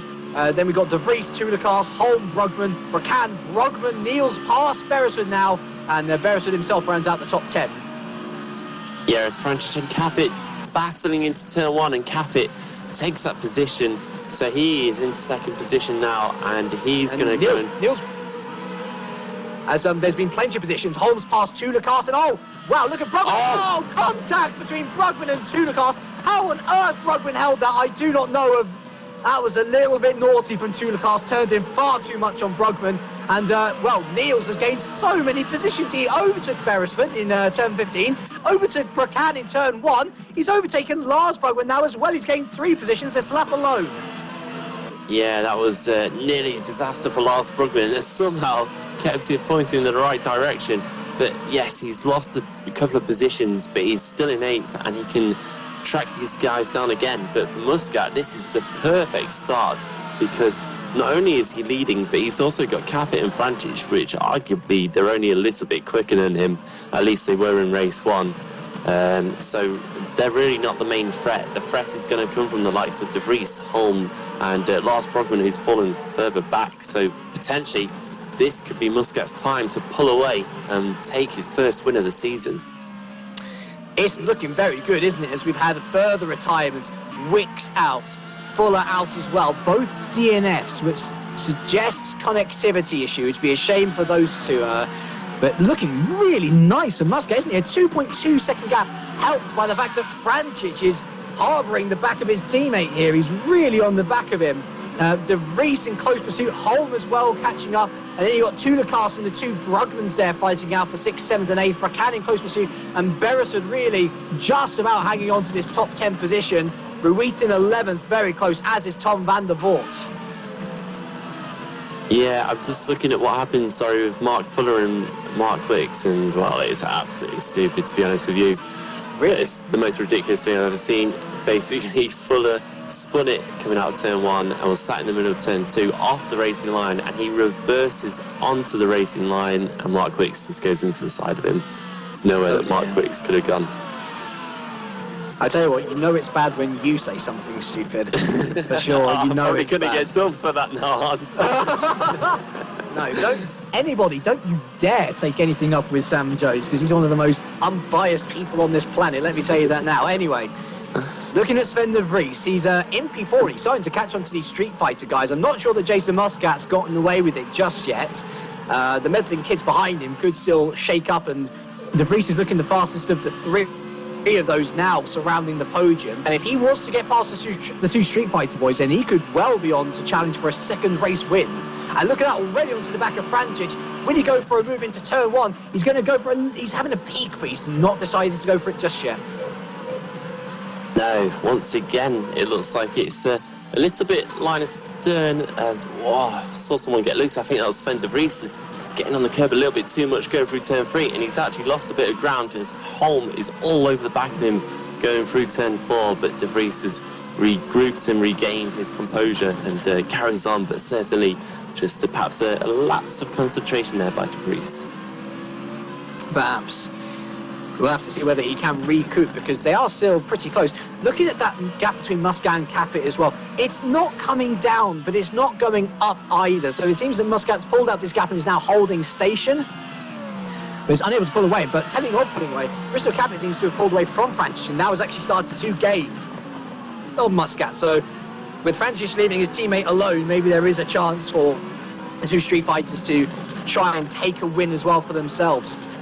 De Vries will want to alleviate the pressure of Holm by getting past Vrancic as well. Tulikas actually catching up with these guys. Niels and Lars Brugman behind Then we've got Bracan catching as well. Beresford and Ruiz in close pursuit, as is Van der Voort, as is Junt, as is Paolini, as really is Jordan. The top 14 all still covered by 10 seconds, mightily close on lap 5. Yeah, and that really shows how close everyone is in terms of pace. And that's why we're seeing it a little bit spread out at the moment. But it's all going to come back together, I think, as it did in race 1. Beresford, once again, is probably sick of seeing the back of Maurice Bracken right in front of him. He's going, oh no, I've got to spend a whole other race trying to get past this guy. But we'll see if he can do that, as Niels Brugman now is hounding the back of Wright Tulicus through turn 3 and turn 4. And he's still ahead of his... it's Beresford's off! Beresford's off! Beresford's off! And let's see, what happened there? Was it all on his own? It must have been, surely. Yes, it was. He got caught on the outside of the grass there, and he rejoins in P13, but at least he won't be seeing the... it's Junt. There's a massive switch there through turn 7, and Beresford's going to take 12th right back, but at least he won't be seeing the back of Bracan for a little while now. No, he can go and face someone else. He's got past Junt very quickly, of course, because Junt had that huge slide. And look at this now, Paolini on the inside. Thinking? And, what was he thinking? I don't know, he's cost himself there, hasn't he? A bit over-optimistic, I think, by Paolini, and he's probably learnt now that that's cost him a position, and not to really do that again. And just sticking his nose where it wasn't quite going to fit on the inside of Junt into turn 10. Mad, absolutely mad. Muscat's maintaining the gap to Capit now to 2.1 seconds. It's a good response here as Capit goes into turn 2, 2.1 seconds behind, of course. As here comes Edgar Ruiz around the outside of Bracan, And Bracan, contact between the two. And Van der Voort, contact's further. And there wasn't much that Ruiz could have done there, unfortunately. There was contact between him and Bracan. Van der Voort, an innocent party. And Beresford's going to say, thank you very much, I'll take P10. It just means he's behind Maurice Bracan once again, though. David Junt, the biggest benefactor out of all this. He's up to P11. Then it's Jordan up to P12, Paolini up to P13, Ruiz and Van der Voort down to 14th and 15th. It certainly seems to be that Bracan is everyone's bad luck at the moment. Ruiz tried to go around the outside of turn 1, and he just got loose, I think, on the dirtier part of the track. And unfortunately, he lost control of the car, and Tom Van der Voort got caught up in it as well. As Van der Voort goes flying across turns 7 and 8 and cuts across the gravel, but holds onto it and keeps on going as well without losing too much time. As we've had a bit of a brother switch over here, someone shouted into the other room and said, hey, let me have a go at overtaking Tulicas here, as Lars, who was the man who, of course, his race was damaged by Tulicas after Tulicas turned in a little bit too much on him on the inside, turn 3, sorry. Lars Brugman's now directly behind Tulicas, maybe it's payback time. Yeah, I think Lars is definitely the quickest of these two guys, so we'll see if he can catch up. As Holm is looking up the inside of De Vries, is he? That was De Vries and Francic, I think. De Vries and Francic. Yeah, I was at the very back of a shot, so I didn't quite catch it. De Vries had a look, but not quite close enough. As Dennis Jordan is past David Junt, that was on the home straight once again, so Dennis Jordan up to P11. Dino Paolini still in this fight as well, still in with a good chance of scoring. But these guys are now 2 seconds behind Scott Beresford in the top 10, so the top 10 starting to move away as they did in race 1. Yeah, they really are, and I think that's just down to the fact that so many people near the top 10 have just spun out or just made a slight mistake and cost themselves in this race. But I just feel the intensity is really starting to heat up now. I think these drivers are getting a little bit frantic about trying to get past the guy ahead. Because is it me or is Tulicas catching Holm? And for that matter, everyone else in front of him? Yeah, I think it's another one of these cases that Francic is looking in his mirror so much. He's holding up the guys behind him and he's forming a little train. I mean, he's not too far behind Capit, but it certainly seems to be the case that this is all starting to stack up into one long battle between, I guess, 3rd and 8th on the track. That's quite a big battle. I'd like it. If this is going to be the battle to the end of the race, I'd love an 8-way train. As here goes Sven de Vries. He is eager not to be a part of this train. He wants to get off at the next station, but he can't yet as he's unable to get past Francic. And now Holm, who's probably thinking exactly the same thing. I need to get past Francic to get to Capit and Muscat. He's quite eager to get onto the back of De Vries, but he too is just unable to make any sort of inroads to make any sort of overtaking opportunity. Yeah, it's so difficult, especially because each of these guys is pulling DRS off of each other as well. It's so difficult to get the move done unless you really have got a much better exit out of the final corner, which is such a difficult corner because it's a long, long right-hander, and to be able to hold the car around it is not an easy one, that's for sure. But Holm is going to keep... Oh, he's gone so wide coming out of turn 10, is that? No, turn 9, sorry. Turn 9, of course. And ran off track, and he might get a little bit of a reprimand there just for doing that. He can't do it too many times, otherwise he will get a penalty in the form of a drive-through, I believe it is. Yes, that's the in-play R-Factor 2 system. Yeah.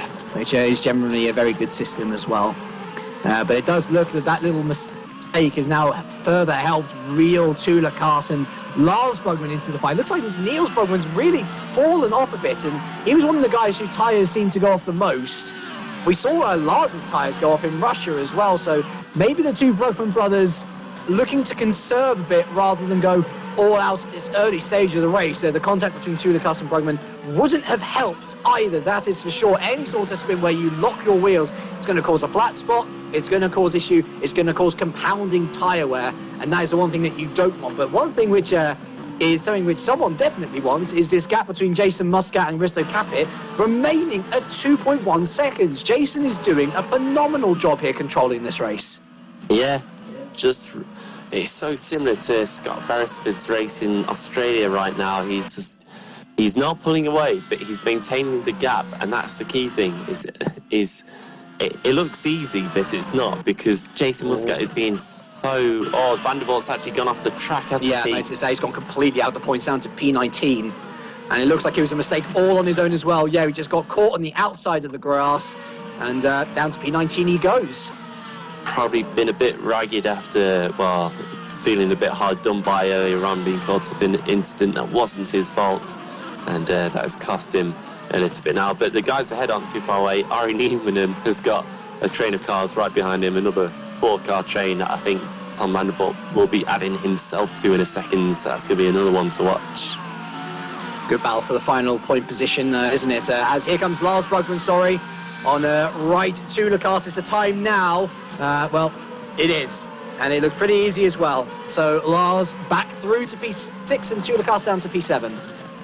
Yep, that was, again, Brugman using that straight line speed that he's got and just the confidence on the brakes as well to get the car slowed down and hit the apex of the corner. As I noticed the gap came down between Jason Muscat and Risto Capit for a second. It came down to about 1.7 seconds, but then it's gone back up again to 1.9. Jason really needs David Francis to get a move on now, doesn't he? It does look, though, that David is quite happy to play rear gunner at this point. He's not threatening Capit, and he's just staying at a nice distance so that he's not under any sort of threat from De Vries either. Really, I guess what we need for this race to really spark alive is for De Vries and Holm to make big impacts and big moves on David Francis, but it seems they're more interested in battling amongst themselves. Yeah, it's... I'd hardly call it a battle either. It's just... Everyone feels like they're holding station a little bit. It's like you've got an invisible barrier between each of the cars. Paulini on Ruiz there. Was that a move around the outside as well? I need to check, as Olsen's unfortunately retired from this race. No, Paulini was ahead of Ruiz at this point, so Paulini into P13, Ruiz to P14. It seems that these battles outside the top 10s are the ones to watch for. Yeah, certainly. Olsen had a huge crash coming out of turn 9. He just got onto the curb on the outside of the corner, and a tank slapper on sped across the track and across the track again to go into the outside tyre barrier, and his rear wing actually bounced across the track, but luckily it's gone offline now, so hopefully it won't be in anyone's way as they approach the run down to turn 10. Yeah, indeed. This gap is coming down again between Capit and Muscat. I think we're only after we complete this lap at the halfway stage. So there is plenty of time for things to switch around, especially as the tyre wear comes more and more into play, that is for certain. As Dennis Jordan here in P11 holding on, and David Gina Paolini, Edgar Ruiz P14 and down there.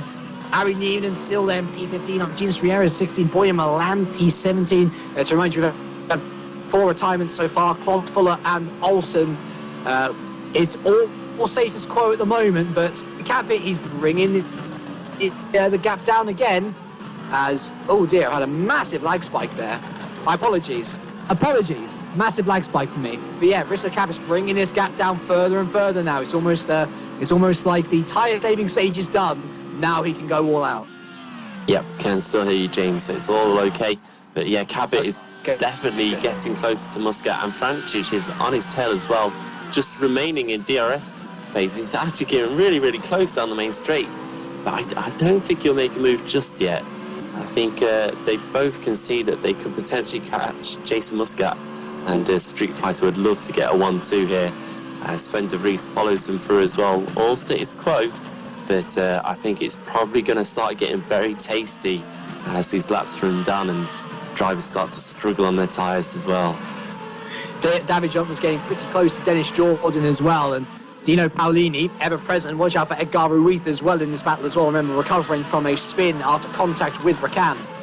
I think this battle's looking a lot tastier, really, than the ones up the front, as David Junt there makes a mistake and could allow Dino Paolini a little look up into turn 7. It's a risky move, and Paolini chooses not to make it, as, Edgar Ruiz four-wheel sliding through turn 7 as well. Great to see those guys on the ragged edge, trying to get as much time as possible. I noticed Lars Brugman starting to close in on Holm as well. Maybe Lars will add to the fun.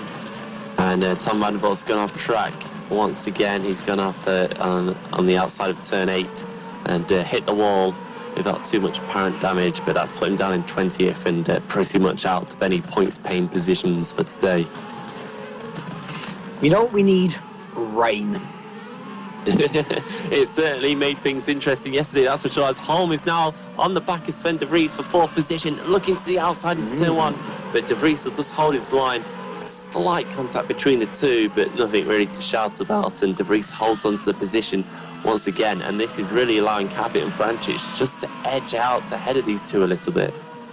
Yes, as close as it's been, and once again, as Tom Van der Voort fully retires, it's the top 3 in the championship, all in the same space once again. It's only this time they're all off the podium in 4th, 5th and 6th. I think this is why Holm is trying to get a move on now. He knows that Brugman's behind him. If he wants to gain any sort of ground on him in the championship, he needs to get past de Vries. He needs to start challenging for that podium. Yeah, I think he does. But it's so hard to overtake it because de Vries is still getting the DRS as it is right now. But look at Lars Brugman, he's there as well. Holm, he's all over the back of de Vries also. It's just so tantalisingly close. I can kind of feel the frustration that some of these drivers must be feeling right now, as Holm's gone wide, and Brugman's going to get a potential run at him because he's compromised himself through this final complex of corners. Brugman's got to be all over the back going down the straight as well. Watch for that straight line speed of Brugman. I think he can get this overtaking manoeuvre done. I think he can too on the inside. Holm hasn't even bothered defending. Maybe he thinks he can get him in the braking zone. Well, he can't, because Brugman is past him up into P5. As Francic is up to P2 now. What happened there between himself and Capit? I imagine it was a mistake from Capit. No, interesting. Capit let Francic past. Now, why did that happen, I wonder? I can only guess that these two guys, they're trying to work out if either of them can actually catch Jason Muscat. I think they just legitimately cannot catch Muscat up. And Francic just said, give me a shot at it now. Maybe I can catch him a bit quicker. But we'll have to wait and see if that actually happens or not. It's still that same kind of gap of around 2 seconds that Muscat is holding over these guys, and he's doing a tremendous job at being hugely consistent at the moment. They're certainly a lot more friendly than Toro Rosso, aren't you? I want to draw your attention to a fascinating statistic here on lap 14 of 22. Top 7, all with seconds of the race leader. That closing. I'm like, yeah, I think we're struggling to hear James at the moment. I didn't quite catch what you were going on about either, James, unfortunately, so I don't know what to expend upon your point, but Brugman and Holm are going head-to-head, and Holm's going around the outside of Brugman into turn 1, so he's got back the position that he lost the lap before. We saw this in race 1 as well, so Holm has got some decent straight-line speed also. Done it around the outside of Brugman into turn 1. Brugman's going to have a look back into turn 4. It just shows his nose but doesn't really commit, and Holm holds on to 5th place, so a good little scrap from these guys, and that has opened up a gap of a second between themselves and De Vries. So De Vries is now onto the back of Capit and Frančić also, but Frančić over this previous lap has lost more time to Jason Muscat. 2/10 of a second he dropped to Muscat over the course of the lap, so Muscat once again showing that he's got the pace to remain in first place, and perhaps his dirty areas is helping affect things as, yes, James is back in the box. I was just going to say, the top 7 at this stage are all covered 5 seconds. That is astonishingly close racing. Yeah, you wouldn't get that in F1, would you? No chance. And you're absolutely right, James. It is very, very close. And even the top 8 are not too far away from each other. We've got a bit of a gap between 8th and 9th, about 5 seconds between Niels Brugman and Maurice Bracken. As Capit is taking the position back from Frančić. So perhaps they're not letting each other through. They're just slipstreaming each other down the straight, and both are about equal in pace, but neither can really hold a candle to Muscat, and it's certainly not helping in trying to catch Muscat either. So those first couple of laps by Muscat really were crucial just to break the train and get away from the field. And his consistency is certainly helping him out at the moment. Frančić, after being passed by Capit now, is coming under more and more pressure as De Vries, Holm and Brugman are right on his gearbox as well. So Frančić is going to have to keep looking in his mirrors, but we'll see if he can catch up to his teammate in Street Fighter Racing once again and battle for position, as De Vries having to go slightly defensive into turn 10 as Holm goes around the outside, tries to get the switch back. They can't really get anywhere on the exit as it tightens up into sector 3 through his long right hand corner. Yeah, indeed. So Risto Capit, after being led by Dave Frančić, all okay now. He is really need to say. Fortunately, still struggling to hear James. Tried to give you a chance, James, but we're only getting a few words through at a time. It's got that bad. But what's not bad is the racing here today. It's still so close, and really between second, 6th, it could go either way. As I think Tulikas is still near to Brugman as well, so I won't rule out Tulikas for maybe gaining a position or 2 if one of the drivers ahead has a bit of an issue. Just looking through the field, Scott Beresford has got a train behind him also. He's got Jordan, Yunt, Paolini and Ruiz. That's all the battle for 10th, 11th, 12th, 13th, 14th on track. That is also very, very close. And Argenis Riera has picked up 15th position, I think, as Niemanen has dropped back into 17th place. So I didn't see that happening, but Riera's got a chance of a point for Racing Team Schroten. I have to see if he can hold on to that this time, as there's about 6 laps remaining in this race now. And this is really the point where we start to get pit stops in race 1, 16 laps into the race. So we'll see now if drivers start to struggle in terms of their tyre wear and start to just lose a bit of grip. As I think Niels Brugman might be struggling a little bit because he's fallen a full 2 seconds back behind Rake Tulikas, and certainly out of the battle for second position, which is still raging on. No one's making a move on this lap. This all remains status quo, but Dennis Jordan now is looking to the inside. Scott Beresford for 10th position. Into turn 1, he's got the inside line, gets the move done and passes Beresford in the braking zone. So Dennis Jordan into 10th, Beresford back down to 11th, and Yunt is right on Beresford's tail. See if he can capitalise on this as well. Beresford runs a little bit wide through turn 3, and into turn 4 just holds his line and regroups himself, so he's got himself sorted out in 11th, and just going to have to keep a watchful eye out for Yunt now to see if he can get past him. Hello. Whoa, James. I think I'm better. I think you are better, yes. Hopefully I'm on the other router now, so hopefully I don't get disconnected. That'd be hilarious. But yeah, I noticed Beresford falling back from Bracan, actually, and it seems like out of all the people, he is definitely one of those who's starting to struggle with the tyres. But looking at this gap between Muscat and Capit, it is coming down lap after lap after lap. Ever since Capit was given the chance to try and fight back at Muscat after he re-overtook Francic, it has been getting closer and closer and closer, and the gap is now 8/10. So that is pretty indicative that it's probably the best move. Yeah, and I think Muscat's starting to look a little bit... his lap times are slightly more over the place than they were previously. He's dropping quite a few tenths on laps and then getting his consistency back. So that's certainly helping Capit catch up, and he gained 3 tenths in the previous lap, so that's a huge gain in terms of this race anyway, because it's so close. And more importantly, he is in DRS range, half a second behind Muscat now, and this is Capit's best chance of the race to make a move. He's got to stick with Muscat now for the rest of this lap and see if he can get him down the pit straight. That is going to be the key to trying to win this race. Do you remember when the top 7 was covered by 5 seconds? Now covered by 3.7. It is just getting closer and closer.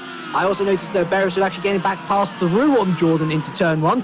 That was DRS as Holmes made a mistake there in P5, and he could let Lars Brugman through at Lekaiksari. Brakes later, but he cannot hold on. And that's Sven de Vries is off. De Vries is off. Now, we know that Holmes made a mistake, so this must surely have been all of his own accord, and it was too much power out of Lekaiksari, and he's down to P8. So, Holm benefits, he's up to P4. He's actually stayed ahead of Brugman unbelievably, and Tullacastle benefits as well. And this has really separated that top 7 battle into two top 2 battles, as here goes Risto Capit for the lead, and he's on the inside of Jason Muscat into turn 1. And on lap 20 of 22, Risto Capit is on course to take what would be his first race win of the season. Yeah, that was just textbook stuff by Capit. Got it up the inside and got it slowed down under braking, and it's all happened in this last lap. Really, you can see now that the tyres are just going off on some of these cars, and drivers are really starting to struggle. And look at Street Fighter, they've got a real opportunity now to get a legitimate 1-2 finish here, because Francic is on the back of Muscat as well, and you'd have to feel that the way Muscat's been dropping off the pace these last few laps, that could certainly be a possibility that Francic could get past Muscat. They've gapped themselves to Holm. I think he's struggling as well with his tyres, and of course De Vries has dropped all the way back down to 8th, so that's going to be damaging for his championship challenge, and that could allow Brugman to retake the lead of the championship if positions stay the same.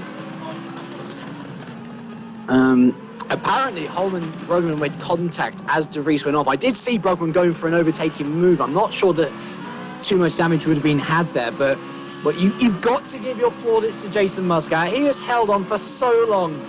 He's controlled this race so well, but now here comes David Francic. Same corner, same move, same no defence.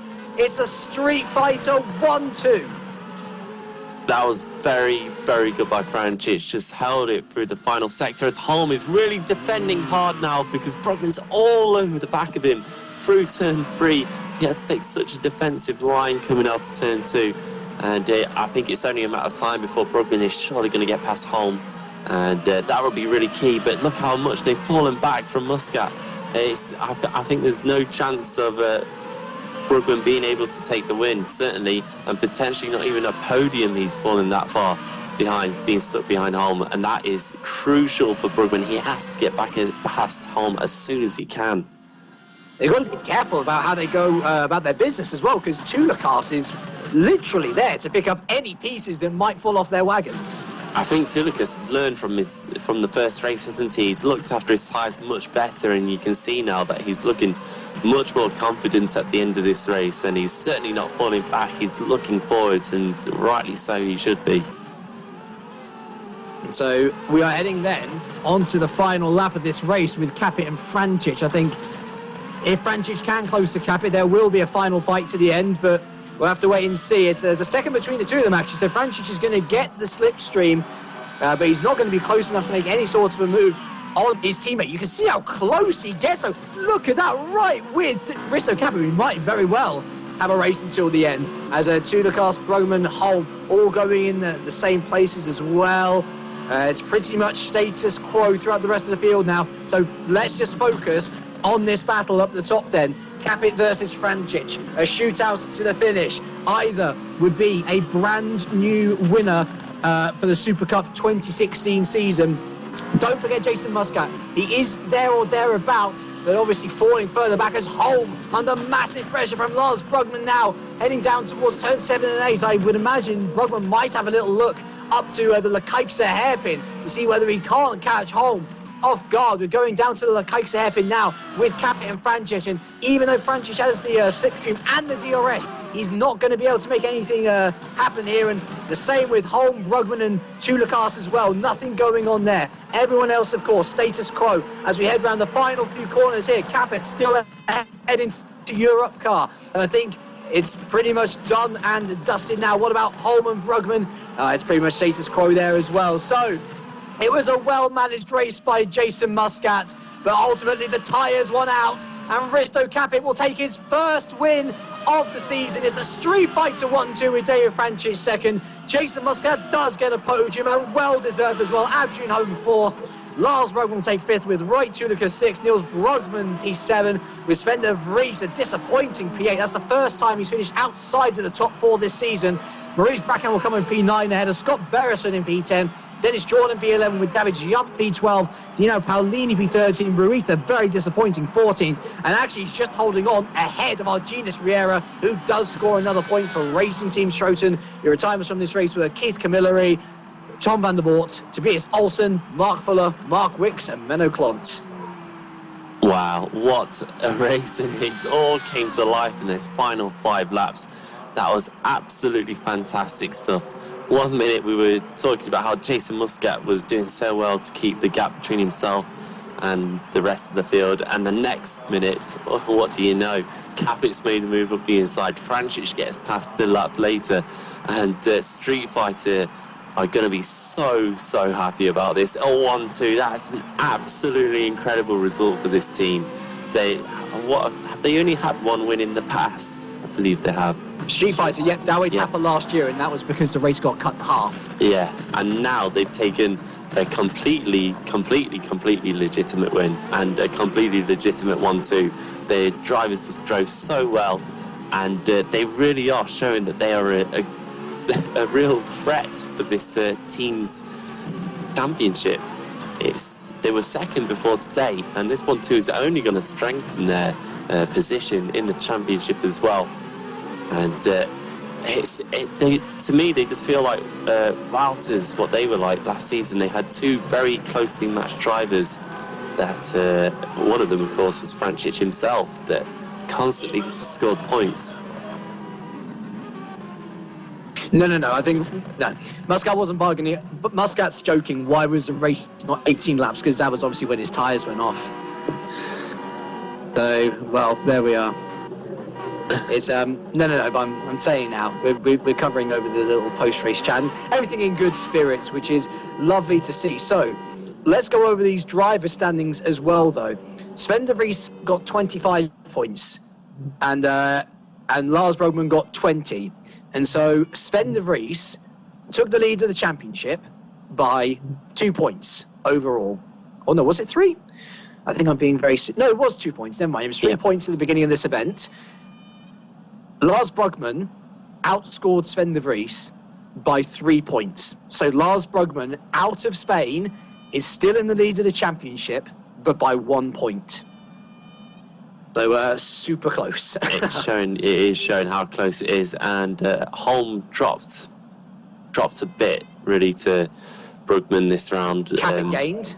Yeah, certainly. So that at least closed it up. Of course, we still know that Capit's not going to be here for the whole season, is he? Of course. Which is a real shame, because he's such a good driver, and certainly I think he's made a claim for being in the top 4 of the championship now, but that will die out in the second half of the season as he falls back from being absent.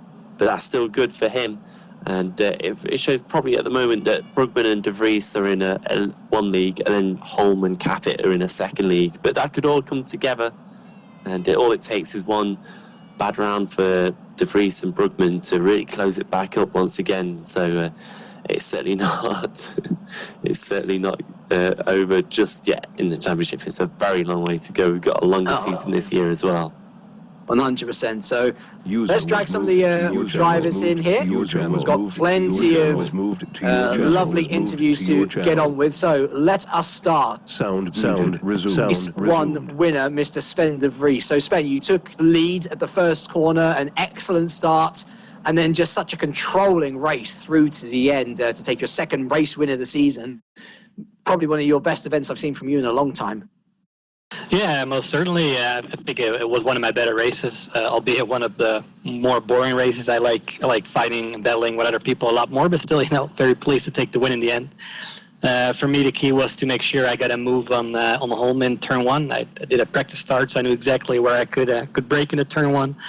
Managed to make the move, and after that, it was just controlling the race and making sure the gap didn't get below second. Luckily enough, I had good enough of a pace that I could give it about 98%, so that I didn't have to take the risks in a few tricky corners to where I could take that. I could lift a little bit more. Very pleased to take home the win in the end. Unfortunately, race 2 didn't go as planned. You were right in that melee for the final podium position, and then you spin at a crucial point. It's yet another mistake. There seems to be one propping up every single race now. Do you know how you're going to be able to sort it out? Can you sort it out? Is it just the cars that you're struggling to get to grips with? I'm still not sure what happened. I don't think I made much of a mistake. Just the rear decided to get off. I was stuck behind both Street Fighter cars the entire race. That cost me a lot of my tires. I noticed I had nowhere near the grip in the dirty air like other people did. I think that may have taken a little bit more out of my tires. Maybe I overheated the rear tires in the turn before the chicane a bit. And that was too bad. I think I could have taken Jason. I noticed his tires were going off, but I guess next offend we'll have better luck, hopefully. Well, the gap between you at the top with yourself and Lars Brugman is now 1 point. Lars leading. Heading into Turkey, is this an event where you feel that you can absolutely take the lead of the championship? Because you did hold it. After race 1, you did hold it just for a brief bit. Yeah, I definitely think so. I was quite pleased with my pace around Spain, because usually Spain is not one of my better tracks, so that gives me good hopes. Turkey certainly is, so I'm looking forward to that race. Hopefully we can finally take the lead in the championship. Lovely. Well done on your race win anyway, Sven. Cheers for joining us. And I think we will jump then to our race 2 win. Indeed, a podium sitter as well in race 1, Mr. Risto Cab. Now, Risto, you always push yourself to do better and better every race. Surely today's got to be one of those where you think, yeah, I did a good job. Yeah, it took a while to get the first win, but I'm very pleased. I took a more laid-back approach to this race. I didn't practice as much, but I tried to be more concentrated, and it worked out. I mean, in race 1, Sven and Adrian were much faster, and they did a good job. But through good racing and using my low top speed but high grip setup to the maximum, we managed to work out a good result and excellent result for the team as well. It was by far and away Street Fighter's best performance of the year so far, and it definitely brings you back into contention with Team Pro Line after maybe losing a bit of progress after the last couple of rounds. Do Street Fighter still feel confident they can take the team's title, though, especially given that Team Pro Line have both of their drivers in, for the entirety of the year? Is there... We keep on going back to this eventually. You are going to be driving races in the second half of the season, but you're not going to be there for anywhere near as much as the first half. Do you have faith in your team that you can still go all the way? And, is there perhaps worries that you might peter out near the end? Did I tell you that I'm going to race, or did somebody else? I have not said that. Somebody else told me. No, there are is rumors. associated. Really? So you're not racing second half of the season confirmed? No, but well, Okay. I can tell from the last races in this, especially this race, I have no question about David's ability. So it all depends on the second driver. But yeah, I'm sure it will be a good shot at the title. So I will do my maximum, and I'm sure then David will have a good pace to go on from. He was quite a lot faster actually during some points of the race, so he's doing really, really good. So it all depends on how Proline is stable, but yeah, it's a good chance. Well, anyway, it's good to hear such faith in the rest of your team, and thanks for the confirmation on that. By the way, Risto, it's good to get all the facts straight here on the Supercup broadcast. So well done on your win and your other podium as well today. A very good round in the bag for Street Fighter, and perhaps it's worth then going to your teammate who of course took second in that second race. David, finally an event comes together where you're not involved in any major incident, and the progress has really shown. You're such a strong competitor for these podiums in races nowadays. Yeah, I would call this really nearly a perfect weekend for both for me and for Street Fighter. We took a bunch of points, and we are looking very strong for the rest of the season. Now, we got Turkey next. It's a track where there's plenty more overtaking opportunities than Spain. Will this be a track that suits you a bit more? Because it did seem like there was a lot of difficulty in overtaking around this track, and of course you're a very aggressive driver. You know, you always keep it within the limits, but you're always there looking for all those different opportunities to overtake. And I'm guessing Turkey will be a track which is much more suited to your style. Yes, indeed. Turkey is one of my favorite tracks, and I enjoy driving there. And there are some really good spots to overtake. I'm watching forward to it. Well, there we are. Thank you very much for joining us, David, and well done on your podium as well, as we're going to round off our interviews then with Mr. Lars Brugman, who took that second place in race one, and it was a good finish considering where you qualified, but then race two just did not go your way, traffic causing all sorts of issues. Yeah, it wasn't the best, but I wasn't too confident in my pace going into the weekend, or to the race rather. So it's not too bad in the end to only have lost 1 or 2 points to Sven. I'm reasonably pleased. You only lost 2 points, so you are still in the lead of the championship overall, but 1 point. Were you expecting the championship to be this close? Were you even expecting to be this far up this year? No. I was not expecting. I was maybe thinking I could get top 5 this year. I was not expecting to be leading after 4 races. You sound happy about it. I think it's great. It's a good show of how perhaps your Atlantic Series experience has really transferred over. You know, you're consistently in those points, and I'm sure that you'll be back to your best. And I'm really looking forward to the fight between you two for the rest of the season. So cheers for joining us, Lars, and to all our interviewees as well. It's great to have you. As has been alluded to many times though, Sam, next up for us is Istanbul Park. It is a glorious circuit, lots of great racing there every single year. It's a great thing that we've been able to preserve this wonderful circuit in sim racing form. Yeah, so glad that it came back last year, and it's good to see it on the calendar once again this year. It's personally one of my favourite ever circuits. I made my debut there. Ever made, as Matthew Allenton tells us that he made his debut there as well. So I think it's a good favourite for many people around. So it's definitely one of the ones to watch out for on the calendar. But in terms of the racing, I think maybe not quite as close as it was today, but certainly a track that really promotes overtaking, and that's really what we're going to be able to look forward to. Is some good overtaking and some more good racing in the next round as well. And considering how close the championship is, it's going to be very critical for some drivers.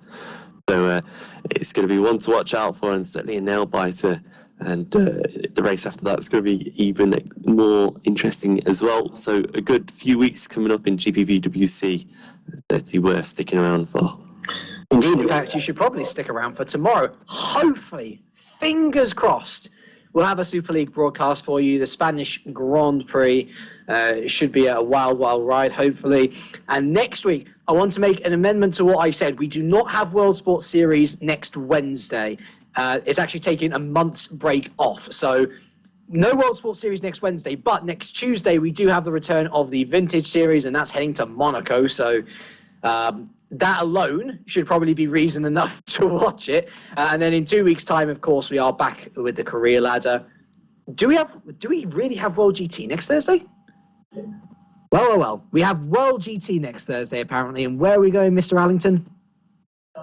Istanbul? There we are. We're heading to Istanbul early. World GT next Thursday. Make sure you join Joshua Anderson for that one. And then, after all of that, Career Ladder next Thursday, where we ourselves are heading to Istanbul Park, Open Series and Formula Challenge on the Tuesday, and Super Cup, that's the right one, on the Wednesday. So plenty to get involved in with, plenty to watch. So make sure that you stay tuned.